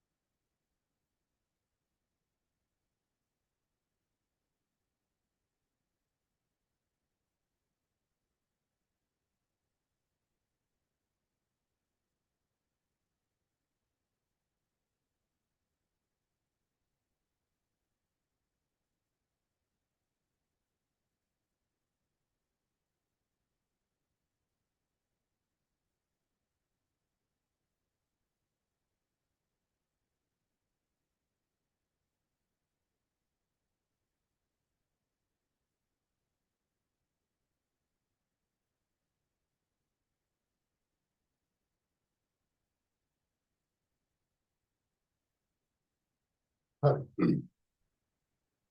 දැන් හැමෝම සමාජ ඕගොල්ලෝ කලින් මේක බලලා ඇති බලපු බලලා නැති අය ඉන්නවනේ මොක වුණා හරිම කායන්තුසිස් කෙනෙක් ද හරිම රසවත් වීඩියෝ එකක් නේ ඕක හැබැයි මේක ඒ කියන්නේ සමාජ කෙනෙක් ඉතින් පුළුවන් එක තාක්ෂණය භාවිතා කරන ඒවා තාක්ෂි මේකට හදපු එකක් කියලා එහෙම එකක් නෙමෙයි ඒක කමර්ෂියල්ස් වලට කියන්නේ ඇත්තටම කෙන්ලොක් කියන කෙනාව දාලා ඒ කියන්නේ ගිෆ්ට් කෙනෙක් දාම්මලා එහෙම කමර්ෂියල්ස් වලට ඒක ආයතනවල කමර්ෂියල්ස් වලට ඒගොල්ලන්ගේ මේ සන්නාමය ජනප්‍රිය කරවන්නේ ඇඩ්වර්ටයිස්මන්ට් විදිහට නිර්මාණය කරපු ක්‍රියාදාම ඇඩ් එක ඒ පුද්ගලයා ඇත්තටම ඉන්න කෙනෙක් ඔය ඇත්තම කායකක් එතකොට එහෙම ඔය ඇත්තට කරපු එක අවසනාවට ඒ පුද්ගලයා දැන් තවසර කීපයකට කලින් මැරුණා ඔයගේ මේකට මත විදිහට වාහන ඇක්සිඩන්ට් එකකින් තමයි මම හිතන්නේ මම මතකයේ විදිහට නම් දැන් මම ඕගොල්ලන්ට පෙන්නුවේ ටිප් ගැන කතා කරන්නේ නෙමෙයි ඕගොල්ලෝ මොනවද ඕක ඇතුලේ දැක්කේ ඕක ඇතුලේ සිද්ධ වෙන දේවල් ටික හරි මුදුම සාධකගත රසවත් ඒ කියන්නේ අපි බලන් ඉන්නකොට ඇඟේ වවිල් කෙලින් වෙන වැඩක් නේ ඕක මොකද උනත් ඔක ඇත්තටම ඔක කරනකොට කාර් එකේ පාලනය ඒ යන මාර්ගය යන ට්‍රැක් එක කාර් එකේ පව එක ඒ පව එක භාවිතා කරන විදිහ වාහනේ කොච්චර පවර්ෆුල් හෝස් පවර් 10 ගානක එන්ජින් එකක් එක්ක මේක අපිට ඔය කෙන් බ්ලොක් තමයි ඒක නිකන් එහෙම වාහනේ පවර්ෆුල් වුණා කියලා ඒක ප්‍රැක්ටිස් එක මගින් වාහනේ පව එක මගින් විතරක් ඔය දේ කරන්න බැහැ එයා ප්‍රැක්ටිස් කරලා ඉන්නවා ඒතකොට වාහනේ පව එක සහ ප්‍රැක්ටිස් එක දෙකම තියෙනවා කියලා හැබැයි ඕක කරන්න එයාට කිසි ක්‍රමවේදයක් තියෙනවා එයාගේ ප්‍රැක්ටිස් එක ඇතුලේ මොකද්ද ඒ ක්‍රමවේදය ඒක ලෝක කරන්න එයාට හැකියාව ලැබිච්ච විදිය මොකක්ද කියන්නේ අන්න ඒක අපිට ගලපන්න පුළුවන් අපිට මේ ඉලෙක්ට්‍රොනික ෆ්ලුයිඩ් ඉන්ජෙක්ෂන් වල කොහොමද මේ ෆ්ලුයිඩ් ඉන්ජෙක්ෂන් සිස්ටම් එක ක්‍රියාත්මක වෙන්නේ කියලා. ඔයගොල්ලෝ දැක්කා එකදී ස්පීඩ් වෙනවා ටයර් බර්න් අවුට් වෙනවා එතකොට ඒ ස්පීඩ් එක දිහාට හරවන්න ඕන තැනදී එයා ක්ලච් කරනවා හෑන්ඩ් බ්‍රේක් හදිනවා එතකොට සීක්වෙන්ෂල් ගියර් බොක්ස් එකෙන් ගියර් ලිවර් එක ඒක ගියර්ස් මාරු කරනවා ඕන ස්පීඩ් එක හදාගන්න අවශ්‍ය තැනදී shift down කරනවා අවශ්‍ය තැනදී shift up කරනවා එතකොට accelerate කරනවා brake කරනවා ආයි ක්ලච් කරනවා හරවන පැත්ත තීරණය කරගන්න ඕනේ යා. ඒතර ඔන්න ඔය දේවල් ටික නිකම්ම කරන්න පුළුවන්. ඔය ටික කොහොමද සිද්ධ වෙන්නේ? ඔය ස්පීඩ් එකත් එක්ක ඔය තියෙන පරිසරයත් එක්ක ඔය තියෙන කන්ඩිෂන් එකත් එක්ක කොහොමද ඒ මිනිස්සයා ඕක කරන්නේ? ඒකෙදි එයාගේ පළවෙනි දේ තමයි එයාගේ ඇස් වලින් එයා ට්‍රැක් එක දිහා බලාගෙන ඉන්නේ ගමන් කරන්නේ ට්‍රැක් එක දිහා බලාගෙන ඇස් වලින් බලන්නේ ඊට අමතරව මේ වාහනේ එන්ජින් ටෝන් එක එන්ජින් එක රෙව් වෙන ටෝන් එක සහ වීල් බර්න් වෙන බර්න් අවුට් වෙන ඒ ටයර් නොයිස් එක ඒ දේවල් සහ ට්‍රැක්ෂන් වලදී බර්න් අවුට් වෙන සියලුම දේවල් ටික එයාගේ කන් දෙකට ඇහෙනවා. එතකොට මාර්ගයේ ඉස්සරහට පේනකොට ඒ පේන තැන වංගුවක්ද තියෙන්නේ කන්දක්ද තියෙන්නේ වමට වංගුවද දකුණට වංගුවද කියන එකත් එක්ක එයා කල්පනා කරනවා කියන්නේ දැන් මේ වගේ කෙනෙක්ට එයාගේ ප්‍රැක්ටිස් එකත් එක්ක ඊළඟට කියන්න ඕනේ මේ වගේ ඒවා බැලුවට පස්සේ අපිටත් හිතෙනවා අපිටත් තාරුවන් මේ වගේ එකක් කරන්න පුළුවන් මොකද ඒවා ඉතාමත් ඒ කියන්නේ විශේෂිත තත්ත්ව යටතේ මාර්ගය අනම්මනම් පුහුණු වීම විශාල ප්‍රමාණයක් කරලා ඒ ඔක්කොම එක ආරක්ෂක ක්‍රමවේදයන් සියලුම දේවල් පාවිච්චි කරලා තමයි මේ දේවල් කරන්නේ මාකටිං එක. ඊළඟට අපිටත් පොඩි කේක් එකක් කරනවනේ වාහනයක් ගත්තාම මටත් මේ වගේ ගිහින් බලන්න ඕනේ කියලා. අන්න ඒක එහෙම හිතන වෙලාවට පොඩ්ඩක් ඔක්කත් එහෙම වෙලා හිතා ගන්න මට තියෙන වාහනේ ඒ වාහනේ නෙමෙයි මට තියෙන හැකියාව ඒ මනුස්සයට තිබ්බ හැකියාව නෙමෙයි මොකද ඒක ගොඩක් ප්‍රැක්ටිස් කරලා ගත්ත එකක් ඔයාලට පුළුවන් වෙන්න පුළුවන් ඒකට මේ ක්ෂණිකව පාරේ එහෙම ගිහිල්ලා නෙමෙයි යම් කිසි කාලයක් ප්‍රවේදයක් ඇතුළේ ඒක ප්‍රැක්ටිස් කරලා එහෙම සුදුසු තැනක ගියාට ප්‍රශ්නයක් නෑ නැත්තම් මේ ක්ලාස් එකෙන් දේවල් ටික බලලා ඉවරලා ඊළඟ දවසේ වාහනයක් හප්පගත්තේ ඒක එතනදී ආයි මේ ක්ලාස් එකෙන් තමයි මේකට ඉන්ස්පයර් වුනේ මේ හින්දා මේක මමත් කරන්න try කරා. එතකොට ඔය ක්‍රියාවන් මේ ටික ඇතුලේ එයාගේ මූලික දේවල් දෙක තියෙනවා S2 සහ කම් දෙක. යාට ට්‍රැක් එක පේනවා වංගුවක්ද දකුණටද වමටද කෙලින්ද කන්දක්ද පල්ලමක්ද කියන ඒවා S වලින් බලන්න. ඊට අමතරව ගේජස් ටික ඒ ටිකේ හැසිරීම එයා බලනවා. ඒ බලන කම් වලින් අහනවා ෆීල් කරනවා එන්ජින් එකේ රෙව් එක කොච්චරද එයා ඉන්න ගියර් එකේ තව කොච්චර ලෝඩ් කන්ඩිෂන් එකක් ගන්න පුළුවන්ද දැන් මේක ඕවර් රෙව් වෙනවද රෙව් ලිමිට් එක කොතනද මේ තියෙන මේ එකේදී ඊළඟ ගියර් එකට shift කරන්න ඕනද නැද්ද shift down කරන්න ඕනද shift up කරන්න ඕනද කියන එක කම් දෙකෙන් ආයෙ තියෙනවා ඒ තීරණය කරලා එයා ඉස්සරහට වංගුවක් තියෙනවා ඒ බෙන්ඩ් එකක් තියෙනවා ඒ බෙන්ඩ් එකේදී වාහනේ හරවන්න ඕන පැත්ත S2 සහ කම් දෙකෙන් එන ඒ ඉන්ෆර්මේෂන්ස් ටික ප්‍රොසෙස් කරලා එයාගේ මොලෙන් එයා ඒක හදනවා කොහොමද කරෙන්න ඕන කියන එක. අපි හිතමු දකුණට හරවන්න ඕන එයා ඒක දකුණට ස්ටියරින් එක හරවලා දැන් බෙන්ඩ් එක තියෙන වම් පැත්තට නම් එයා ස්ටියරින් එක දකුණු පැත්තට හරවලා තව ඇක්සලරේටර් එක පාගලා හෑන්ඩ් බ්‍රේක් එක ඇදලා ඔය දේවල් කරලා එයාගේ ඩ්‍රිෆ්ට් එක ගන්න ඕන පැත්ත එයා තීරණය කරලා ඒ ඩ්‍රිෆ්ට් එක ගන්න. අරගෙන වාහනේ ස්ලයිඩ් වුණාට පස්සේ ස්ලයිඩින් වේගන යද්දී එයා තව ඒක පවර් අප් කරලා තව ඇක්සලරේට් කරලා ඒක වීල් ස්පීඩ් වල ඒ ස්පීඩ් එක කන්ට්‍රිබියුට් කරන්න පුළුවන් විදිහට ඒ ටික හදාගන්න. ඒ හදාගෙන ඊළඟ බෙන්ඩ් එකට එනකොට එයා හරවන්න ඕන පැත්ත ඒ දේවල් ටික තීරණය කරලා එයා අත් දෙක කකුල් දෙක පාවිච්චි කරලා මේ වාහනේ හසුරුවනවා. මේ වාහනේ හසුරුවනවා. ඒ හසුරුවද්දී සමහරට හෑන්ඩ් බ්‍රේක් එක අදිනවා. සමහරට ගියර් එක shift up කරනවා, shift down කරනවා. එහෙම නැත්නම් ස්ටියරින් එක කපනවා. එක්ක ක්ලච් එක පාගනවා, එක්ක බ්‍රේක් එක පාගනවා, එක්ක ඇක්සලරේටර් එක තාපෝ මේ කියන්නේ පුලි ප්‍රෙස් කරනවා. එක්ක ඇක්සලරේටර් එක අතාරිනවා. ඔය වගේ එයාගේ S2ටයි කම් දෙකටයි දැනෙන ඉන්ෆර්මේෂන් ටික ඒ පේන සහ දැනෙන දත්ත ටික මොලේට යවලා මොලෙන් ප්‍රොසෙස් කරලා මේ වාහනේ පාලනය කළ යුතු විදිහ ගැන ඩිසිෂන් එකක් අරගෙන මොලේ ඒ ඩිසිෂන් එක ක්‍රියාත්මක කරවන්න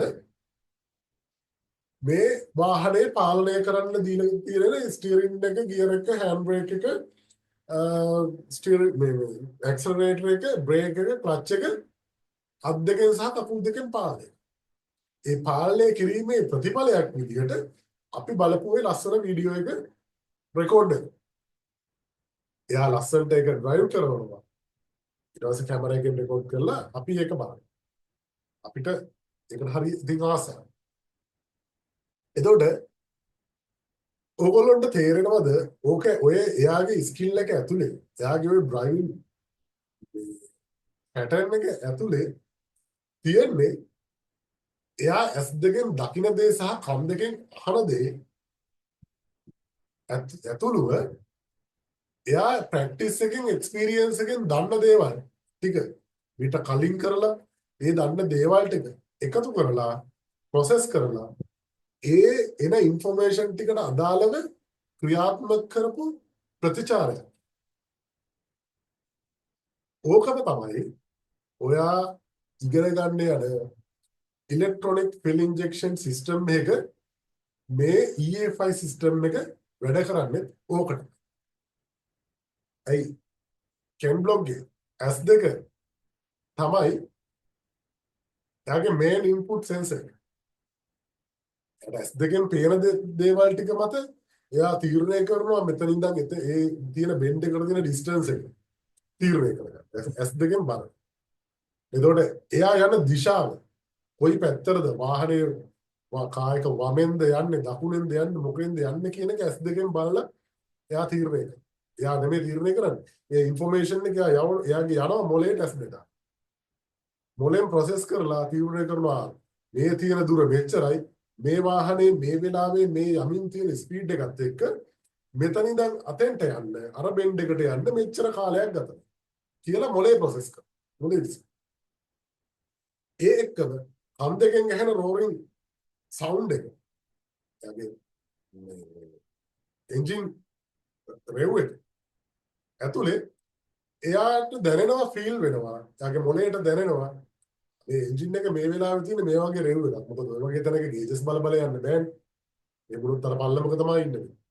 කොහොම කලාතුරකින් තමයි ඔගේ ගේජ් එකක් බලන්නේ. එයාගේ කනට ඇහෙන සවුන්ඩ්ස් වලින් තමයි එයාගේ එක්ස්පීරියන්ස් එකත් එක්ක එයා තීරණය කරන්නේ. මේකේ එන්ජින් එක දැන් ඉන්නේ මේ වගේ රෙව් එකක්. මේ දැන් වීල් ස්පින් වෙන ප්‍රමාණය මේ වගේ. බර්න් අවුට් වෙන ප්‍රමාණය මේ වගේ. කියන එක තීරණය කරලා ඒ ටිකට හරියන්න මේක පාලනය කළ යුතු කොච්චරක්ද කියන එක යාගේ මොලේ ප්‍රොසෙස් කරනවා. ප්‍රොසෙස් කරලා ඔන්න යාගේ ස්නායු පද්ධතිය හරහා මොලේ විසින් යාගේ අත් දෙක පාලනය කරනවා ඕන පැත්තට හරවන්න.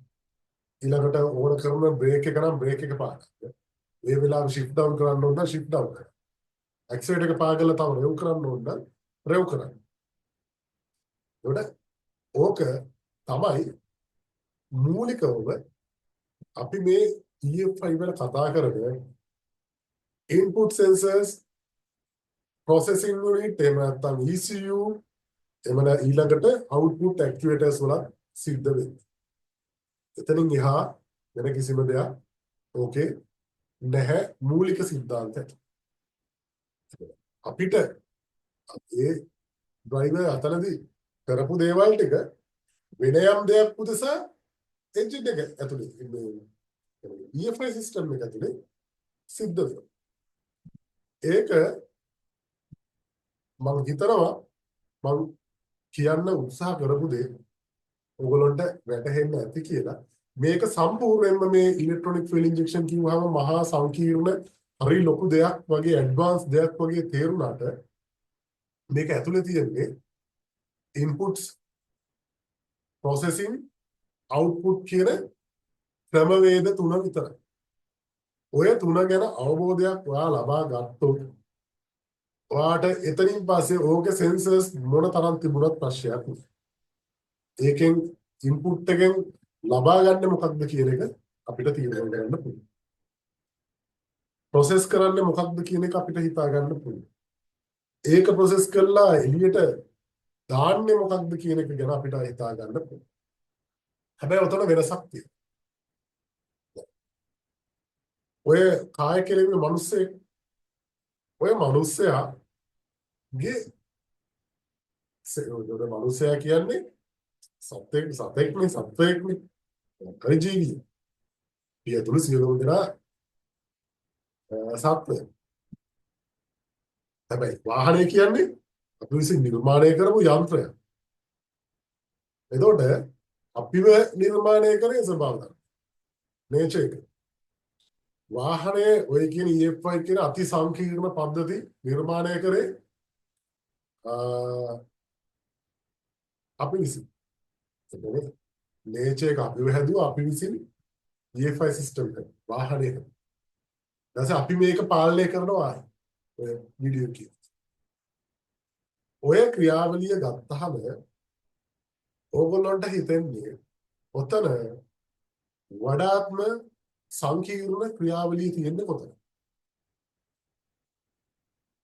ඔය ඩ්‍රයිවර් එහෙම නැත්නම් කෙන් බ්ලොක් ඔය වාහනේ ඔය කන්ද මුදුනට ඔය ඩ්‍රිෆ්ට් එකත් එක්ක අරගෙන යන එකයි ඉලෙක්ට්‍රොනික ෆුවල් ඉන්ජෙක්ෂන් සිස්ටම් එක අද තියෙන සංකීර්ණ පද්ධතියක් අරගෙන සෙන්සර්ස්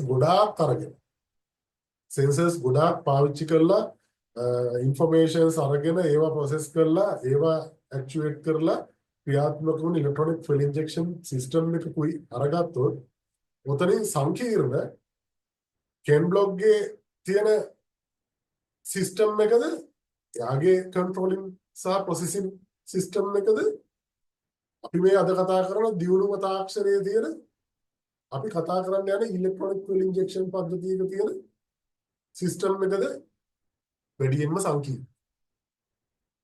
උත්තරයක් දෙන්න බලන්න. මේ මැසේජ් chat එකට දාන්නකො. Tamanට හිතන දේ ටයිප් කරලා දාන්නකො.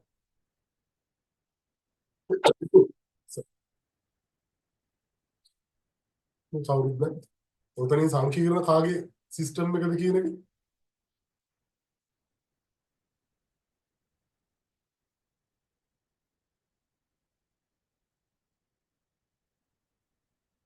කාටවත් අදහසක් නැද්ද? දැන් Tamanට හිතන එක කියන්නේ දෙක එකක් වරුණාට කවන්නේ. චමත් ජයසූරිය කෙන් බ්ලොක් කියලා. එයාගේ අදහස කියන්නේ. තව අනිත් අය කෙන් බ්ලොක් සිස්ටම් එක තමයි සංකීර්ණ කියලා එයා කියනවා.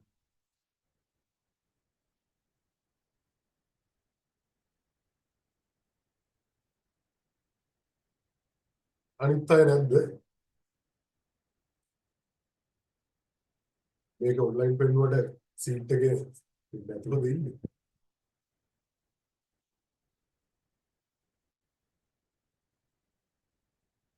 මම කැමතියි තව දෙතුන් දෙනෙක්වත් ඔයගොල්ලෝ උත්තරයක් දෙනවනේ. මොකද ඔයගොල්ලෝ උත්තර දුන්නොත් තමයි ඔයගොල්ලෝගේ ප්‍රොසෙසින් එක මේ සම්බන්ධව ක්‍රියාත්මක වෙන්නේ.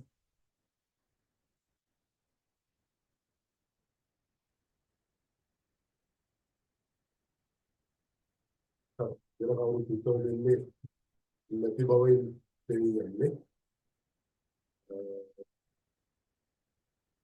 පැතුම් කියනවා කෙල්ලෝ. දෙන්නයි උත්තරේ දීලා තියෙන්නේ. අනිත් අය අදහසක් නැද්ද කියන්න මම දන්නේ නැහැ. ඔව්. උතන සංකීර්ණ පද්ධතිය තියෙන්නේ කෙල්ලෝ. ඇයි මිනිස්සුන්ගේ වාහනේ තියෙන්න පුළුවන් සෙන්සර් 100ක් ඔය එන්ජින් එක ක්‍රියාත්මක කරන යම් සෙන්සර් 100ක් විතර තියෙනවා. ඒ 100ම ගැන හිතුවහම අපිට හිතනවා මේක මහා සංකීර්ණ දෙයක් කියලා. ඔව් සංකීර්ණයි තමයි. හැබැයි ඒ සෙන්සර් 100ක් ඒකට පාවිච්චි කරන්නේ ඇයි? එක් එක් කාර්ය සඳහා එක සෙන්සර් එකකින් දෙකකින් තුනකින් ඒ ඕන ඉන්පුට්ස් ලබා ගන්න බැරි හින්දා තවදුරටත් ඉන්ෆර්මේෂන් එකතු කරගන්න වෙන වශයෙන් එයාට සෙන්සර්ස් පාවිච්චි කරනවා. හැබැයි මිනිස්සයා ගත්තොත් ඔය කියන ඔක්කොම තාක්ෂණය සහ ඔය ටෙක්නොලොජි ඔක්කොම හදන්නේ කොහොම හැදුවේ මිනිහට. ඔය මිනිහට සෙන්සර්ස් කීයක් තියෙනවද? මම කැමති ඒකට හරි උත්තරයක් දෙනවා නම් කවුරු හරි. මිනිස්සයාට සෙන්සර්ස් කීයක් තියෙනවද මේ පාවිච්චි කරන්නේ? Input sensors.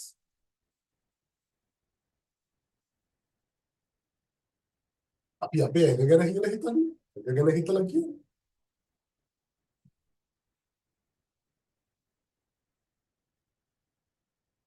ඔකේ බෞද්ධ අය එහෙම ඉන්නවනම් ඒගොල්ලෝ දන්නවා මේ ආගමෙත් කියලා තියෙනවා ඒ සම්බන්ධ.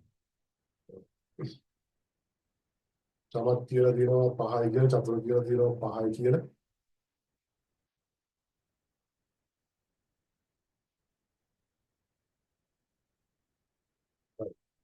අස කන නාසය දිව ශරීරයේ පංචේන්ද්‍රියන් බොහොම හොඳයි.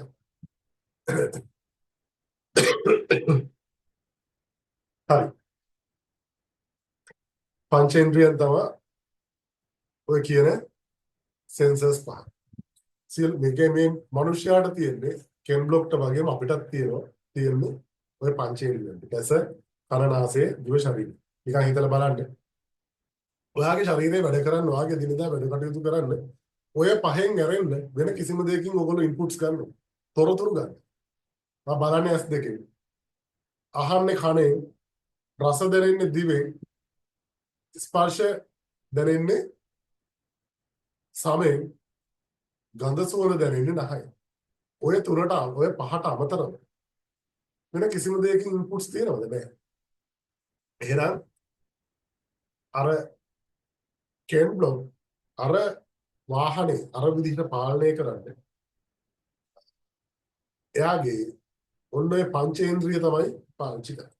ඒ වගේ අවදානම් හරි අපූර්ව වැඩක් කරන්න දක්ෂතාවයක්, ඒ වගේ දක්ෂතාවයක් පොමට්ටම් කරගන්න දැන් පාවිච්චි කරන්නේ සෙන්සර්ස් 5යි.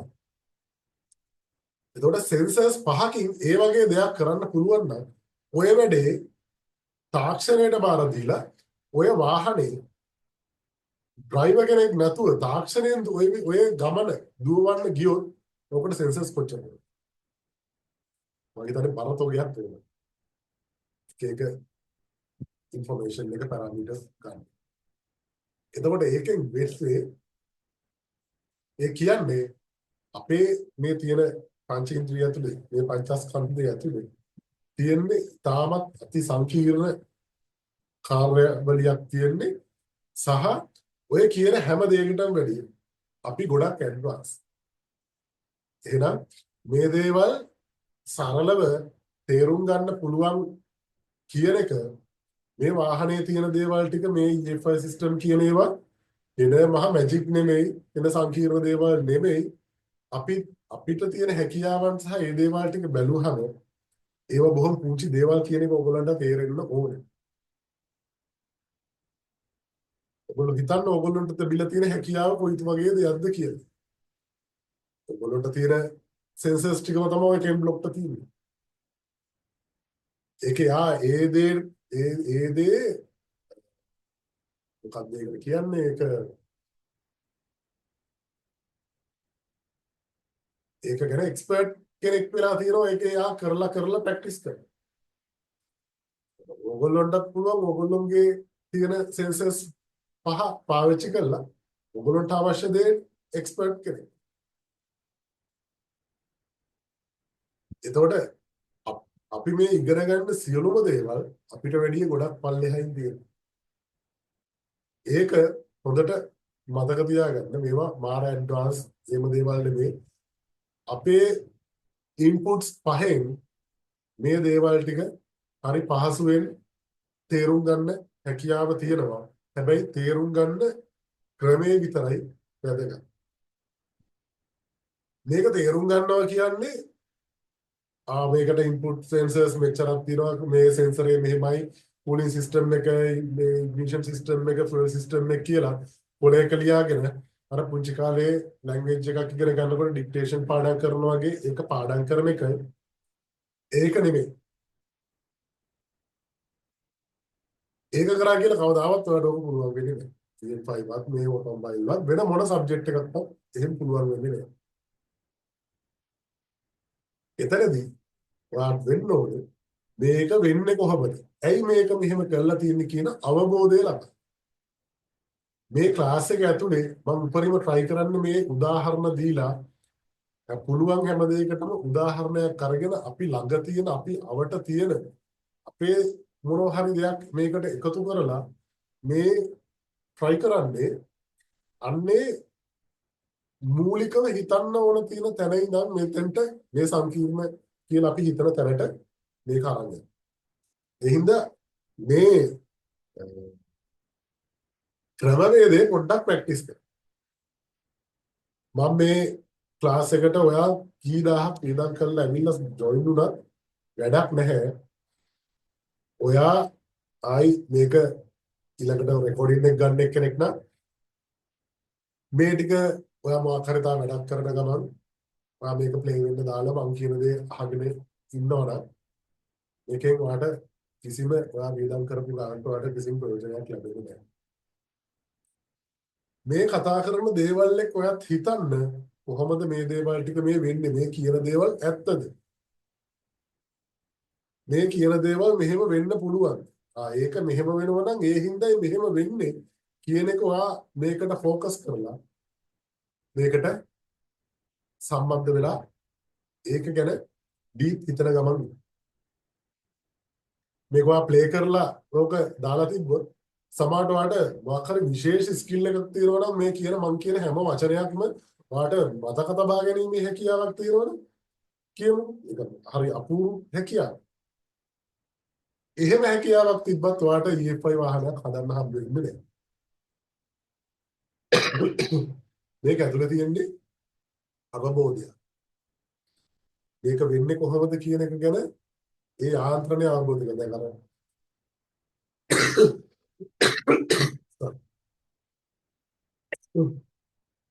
හෙන් බ්ලොක් එක පදිනකොට එන ඉන්ෆර්මේෂන් ටික ඇනලයිස් කරලා ඒකට හරියන්න රියැක්ෂන් එකක් කරලා ඒ වාහනේ පාලනය කරනවා. ඉගෙන ගන්න එකේදී ඔයාට තියෙන්නේ හෙන් බ්ලොක් කන්ද නගිද්දී ආපු ඉන්ෆර්මේෂන්ස් ටික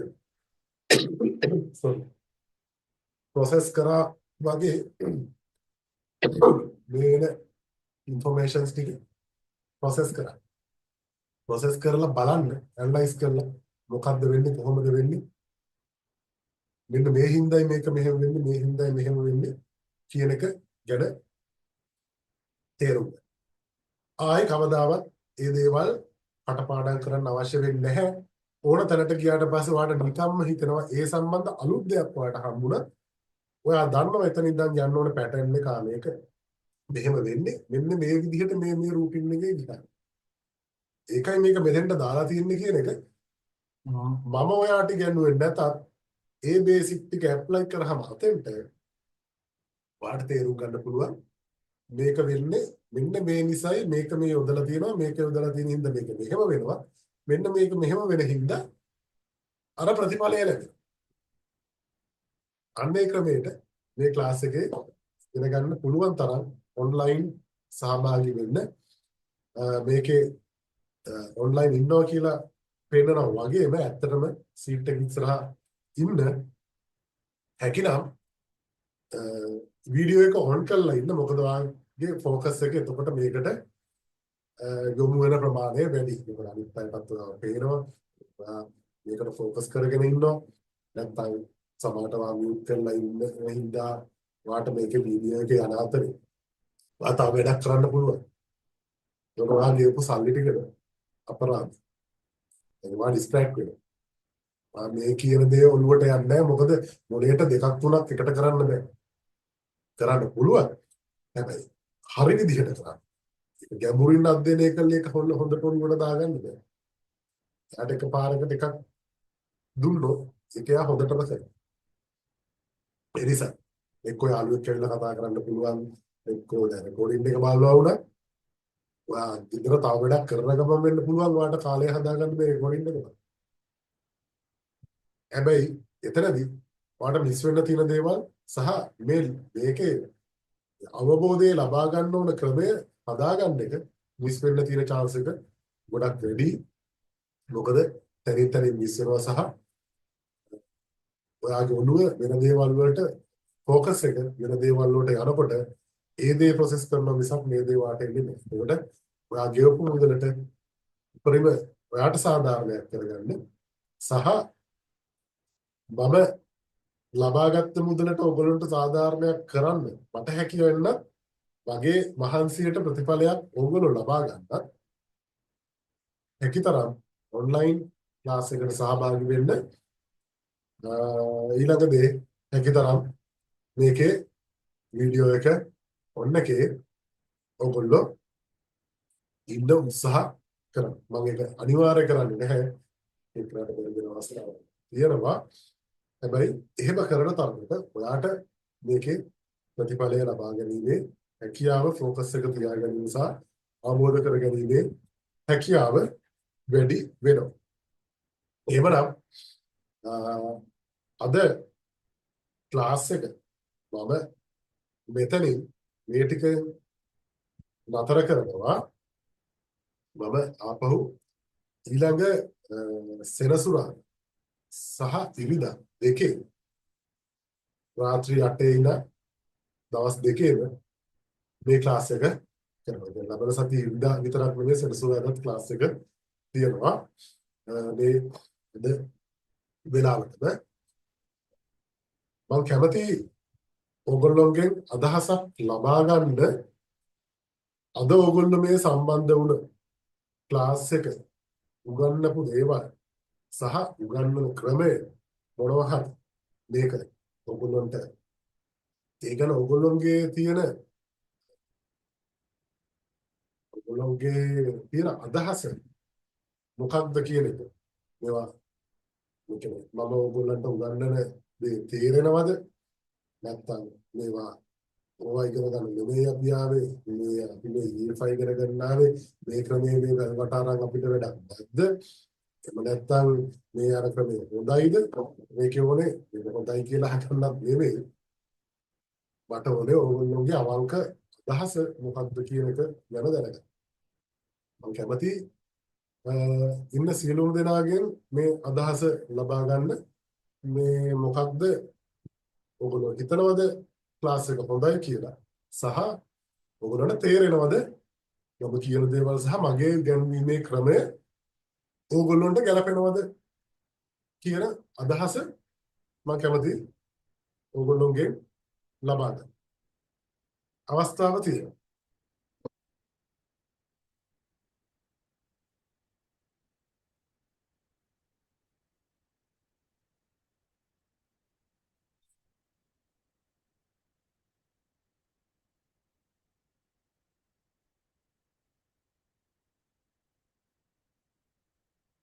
කතා කරන්න කවුරුත් නැද්ද මම කැමති කවුරු හරි කතා කරන්න කියනවා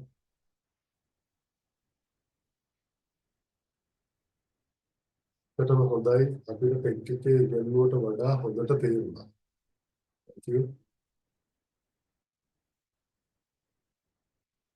යන විදිය හොඳයි සර් ඔබතුමා උගන්වන විදිය ඉතා හොඳයි thank you see you හොඳයි thank you හොඳයි මේ විදිය තේරුණා thank you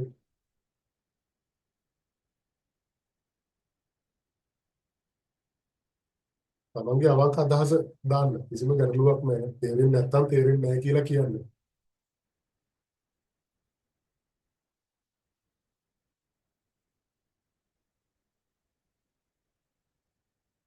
අනිත් අය කතා කරන්න අපහසු නම් මෙසේජ් එක හරි දාන්න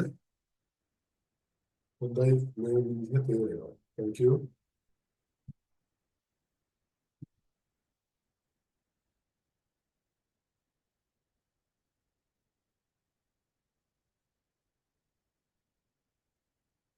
ඉපදෙනවා තාම දාලා තියෙන්නේ අනිත් අය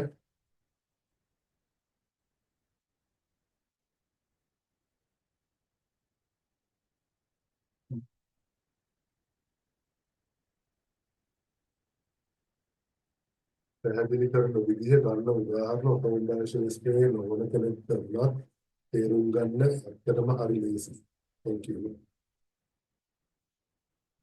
මොකද මේ කමෙන්ට්ස් ටිකෙන් මට මාව ජජ් කරගන්න පුළුවන් මම කරන දේවල් ටික සහ මට සතුටු වෙන්න පුළුවන් මම කරන දේවල් ටික ඔයගොල්ලන්ට තේරෙනවා සහ සාර්ථකයි කියන එක.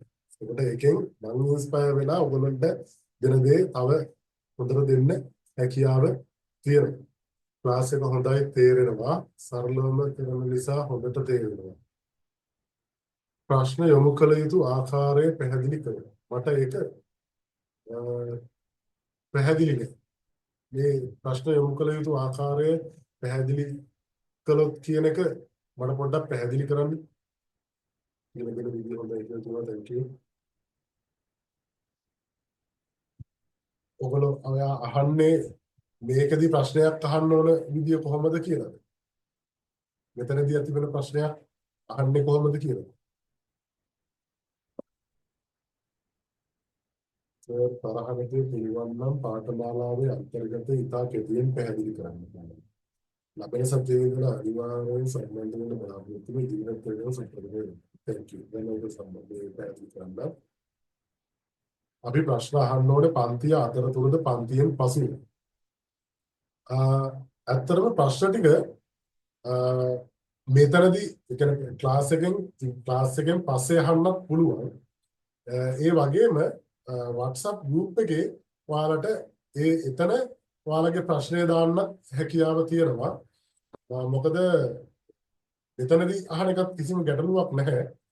එකක් අරකදී ප්‍රශ්නේ මේ අහුවොත් ගොඩක් කට්ටියට ඒකට ඒ අහන ප්‍රශ්නය තුලින් අත්‍තරම ක්ලාස් එකට ජොයින් වෙන්න බලාපොරොත්තු වෙන සහ ඒවට ප්‍රායෝගික හේතුන් මත සහභාගී වෙන්න අපහසුතා තියෙන අයත් ඉන්නවා. ඒ අයටත් පොඩි සපෝට් එකක් දෙන්න පුළුවන් ගෲප් එකේ ඒ ප්‍රශ්නයක් ඇහුවේ. ඒකදී මම කියන්නේ මේ ක්ලාස් එකේදී ප්‍රශ්න අහන්න එපා කියලා නෙමෙයි. කියන්නේ මේ ක්ලාස් එකේ අවසාන භාගයේදී මම එහෙමනොත් අවස්ථාවක් දෙන්නම් ප්‍රශ්න අහන්න. ඒකදී අහන්න. ඒක කිසි ගැටලුවක් නැහැ. මොකද ඒකදී පැහැදිලි කරන්නත් පුළුවන්. අර වගේ දෙයක්ත් පුළුවන් නම් අනිත් අයටත් සපෝට් එකක් වෙයි කියලා මම හිතනවා. ඒ දෙකෙන් කැමති එකක් ඔයගොල්ලෝ භාවිතා කරන්න. දැන්ට ප්‍රශ්න తీරවන දැනුත් අහන්න පුළුවන්. මම විනාඩි 5ක් දෙන්න. ප්‍රශ්න අහන්න.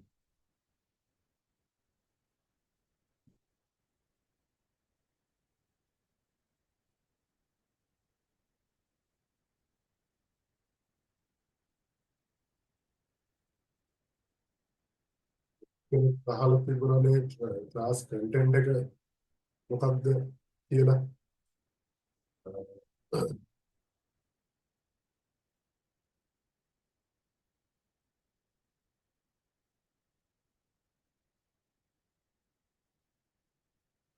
ක්ලාස් කන්ටෙන්ට් එක වෙන්නේ එයාෆිල් රේෂෝ. මේකදී ඔය මම අද දැන් කතා කරපු මේකේ පරිණාමය සහ අභ්‍යන්තර දහන එන්ජින් පරිණාමය වෙච්ච විදිහ emission standards ඒ සම්බන්ධ දේවල් ටික ඊළඟට එයාෆිල් රේෂෝ එක EFI වලට එන්න නම් එයාෆිල් රේෂෝ ඒ සම්බන්ධ අපි නොලෙජ් එකක් සබාගෙන ඉන්නවා. ඊළඟට emission standards, evolution of internal combustion engines, ඊළඟට electronic fuel injection systems. දැන් අපි මේ කතා කරපු EFI කියන්නේ මොකක්ද මේක ඇතුළේ වෙන්නේ මේ කියන පැහැදිලි කිරීම තමයි මේක ඇතුළේ. ඊළඟට input sensors, ECU output actuators. ඒතර මේකදී කතා කරන්නේ input sensors කියලා EFI system එකක තියෙන්නේ input sensors, output actuators, ECU එකක් තියෙනවා කියන එක නෙමෙයි. input sensors මොනවද? input sensors විදිහට ගන්න parameters මොනවද? ඒ ගත්ත භාවිතා වෙන්නේ කොහොමද? එතකොට ඒ sensors ක්‍රියාත්මක වෙන්නේ කොහොමද? ඒ sensors ක්‍රියාකාරීත්වය කොහොමද වෙන්නේ කියන එක අන්න ඒ දේවල් ටිකත් ඕක ඇතුලේ අන්තර්ගතයි. එතකොට ඊළඟට output actuators ගත්තාම මේ output actuators ක්‍රියාත්මක වෙන්නේ කොහොමද?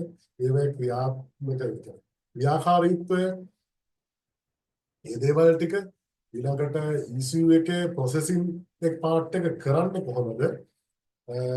input actuators වලින් එන input sensors වලින් එන තොරතුරු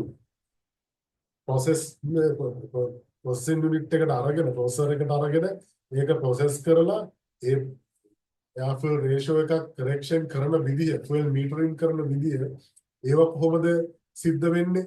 ඒ metering part එක කරාට පස්සේ ඒක injectors වලින් inject කරන්නේ කොහොමද?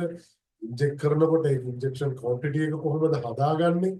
මේ දේවල් ටික ඔක්කොම ඇතුළත් තමයි input sensors, processing සහ output actuators කියන ඒ දේව ඒක ඇතුලේ තියෙන. මම ඒක කන්ටෙන්ට් එක ඇතුලේ සරලව දාලා තිබුණාට ඒක ඇතුලේ විශාල ප්‍රමාණයක් තියෙනවා කතා කරන්න කියන දේවල්.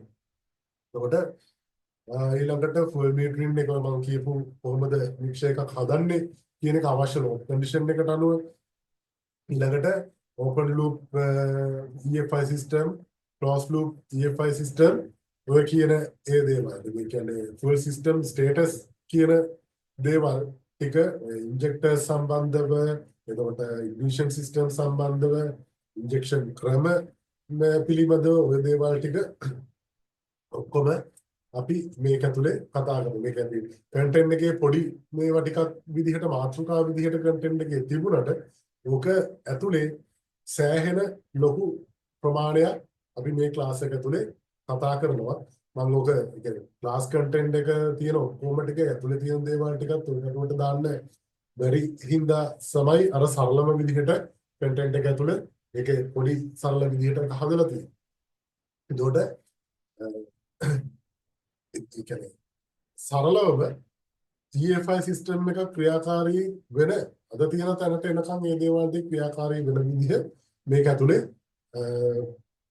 මූලධර්ම විදිහට කියා දෙනවා පාඩම් කරන්න නෙමෙයි අවබෝධ කරගන්න පුළුවන් විදිහට. තාමත් දැනගන්න තියෙනවා.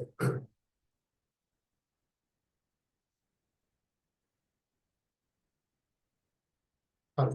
එහෙනම් අපි අදට ක්ලාස් එක මෙතනින් නතර කරමු. අතරම අද පිටාර වායුව ගැන පැහැදිලි කිරීමක් වටිනවා. පිටාර වායුව ගැන අපි අනිවාර්යෙන් පැහැදිලි කරනවා ඒකේ කෙමිස්ට්‍රි එකත් එක්ක. ඒකේ රසායනික ගුණාංග සහ ඒකේ රසායනික ක්‍රියාකාරීත්වය ඒ දේවල් ටික ඔක්කොම අපි මේ ක්ලාස් එක ඇතුලේ පැහැදිලි කරනවා. මම ඒ හින්දා දැන් ඒක පැහැදිලි කරන්නේ නැහැ. ඒකේ කෙමිකල් රියැක්ෂන් වෙන්නේ කොහොමද? ඒවයේ එන ප්‍රතිඵල මොනවද? ප්‍රතික්‍රියක මොනවද? ඒ ඔක්කොම මේක ඇතුළේදී අපි මේ ක්ලාස් එක ඇතුලේ කතා කරමු. ඒක අපි ඒ කන්ටෙන්ට් එක ඇතුලේ එතෙන්ට ආවට පස්සේ ඒක ගැන අපිට අවබෝධ කරගන්න හැකියාව තියෙනවා. එhmenan අපි සිළුමු දෙනාට සුබ රාත්‍රියක් ප්‍රාර්ථනා කරනවා සහ සුබ අනාගතයක් ප්‍රාර්ථනා කරනවා. හැමෝටම මේකේ පරිමේටම යන්න හැකියාව ලැබෙන්න ඕන කියලා. ඒ වගේම සමා වෙන්න ඕනේ මම ටිකක් අද මේ ටික දවසකදී අසරීප තත්ත්වයේ ඉන්නේ. ඒක නිසා ගැන්වීමට බාධාවක් ඇති වුණා නම් මොකද යම් අපහසුතාව ටිකක් තියෙනවා කතා කිරීමේ සහ තියෙන තත්ත්වය උඩ. ඒ ගැන කනගාටුව ප්‍රකාශ කරනවා. එහෙනම් සියලු දෙනාට සුබ රාත්‍රියක්. අපි ලබන සෙනසුරාදා ආපහු මේ විදිහටම මේ ක්ලාස් එකෙන් හම්බෙමු. අපි පුළුවන් තරම් ලයිව් ක්ලාස් එකට ජොයින් වෙන්න බලමු. එහෙනම් හැමෝටම good night. සුබ අනාගතයක්.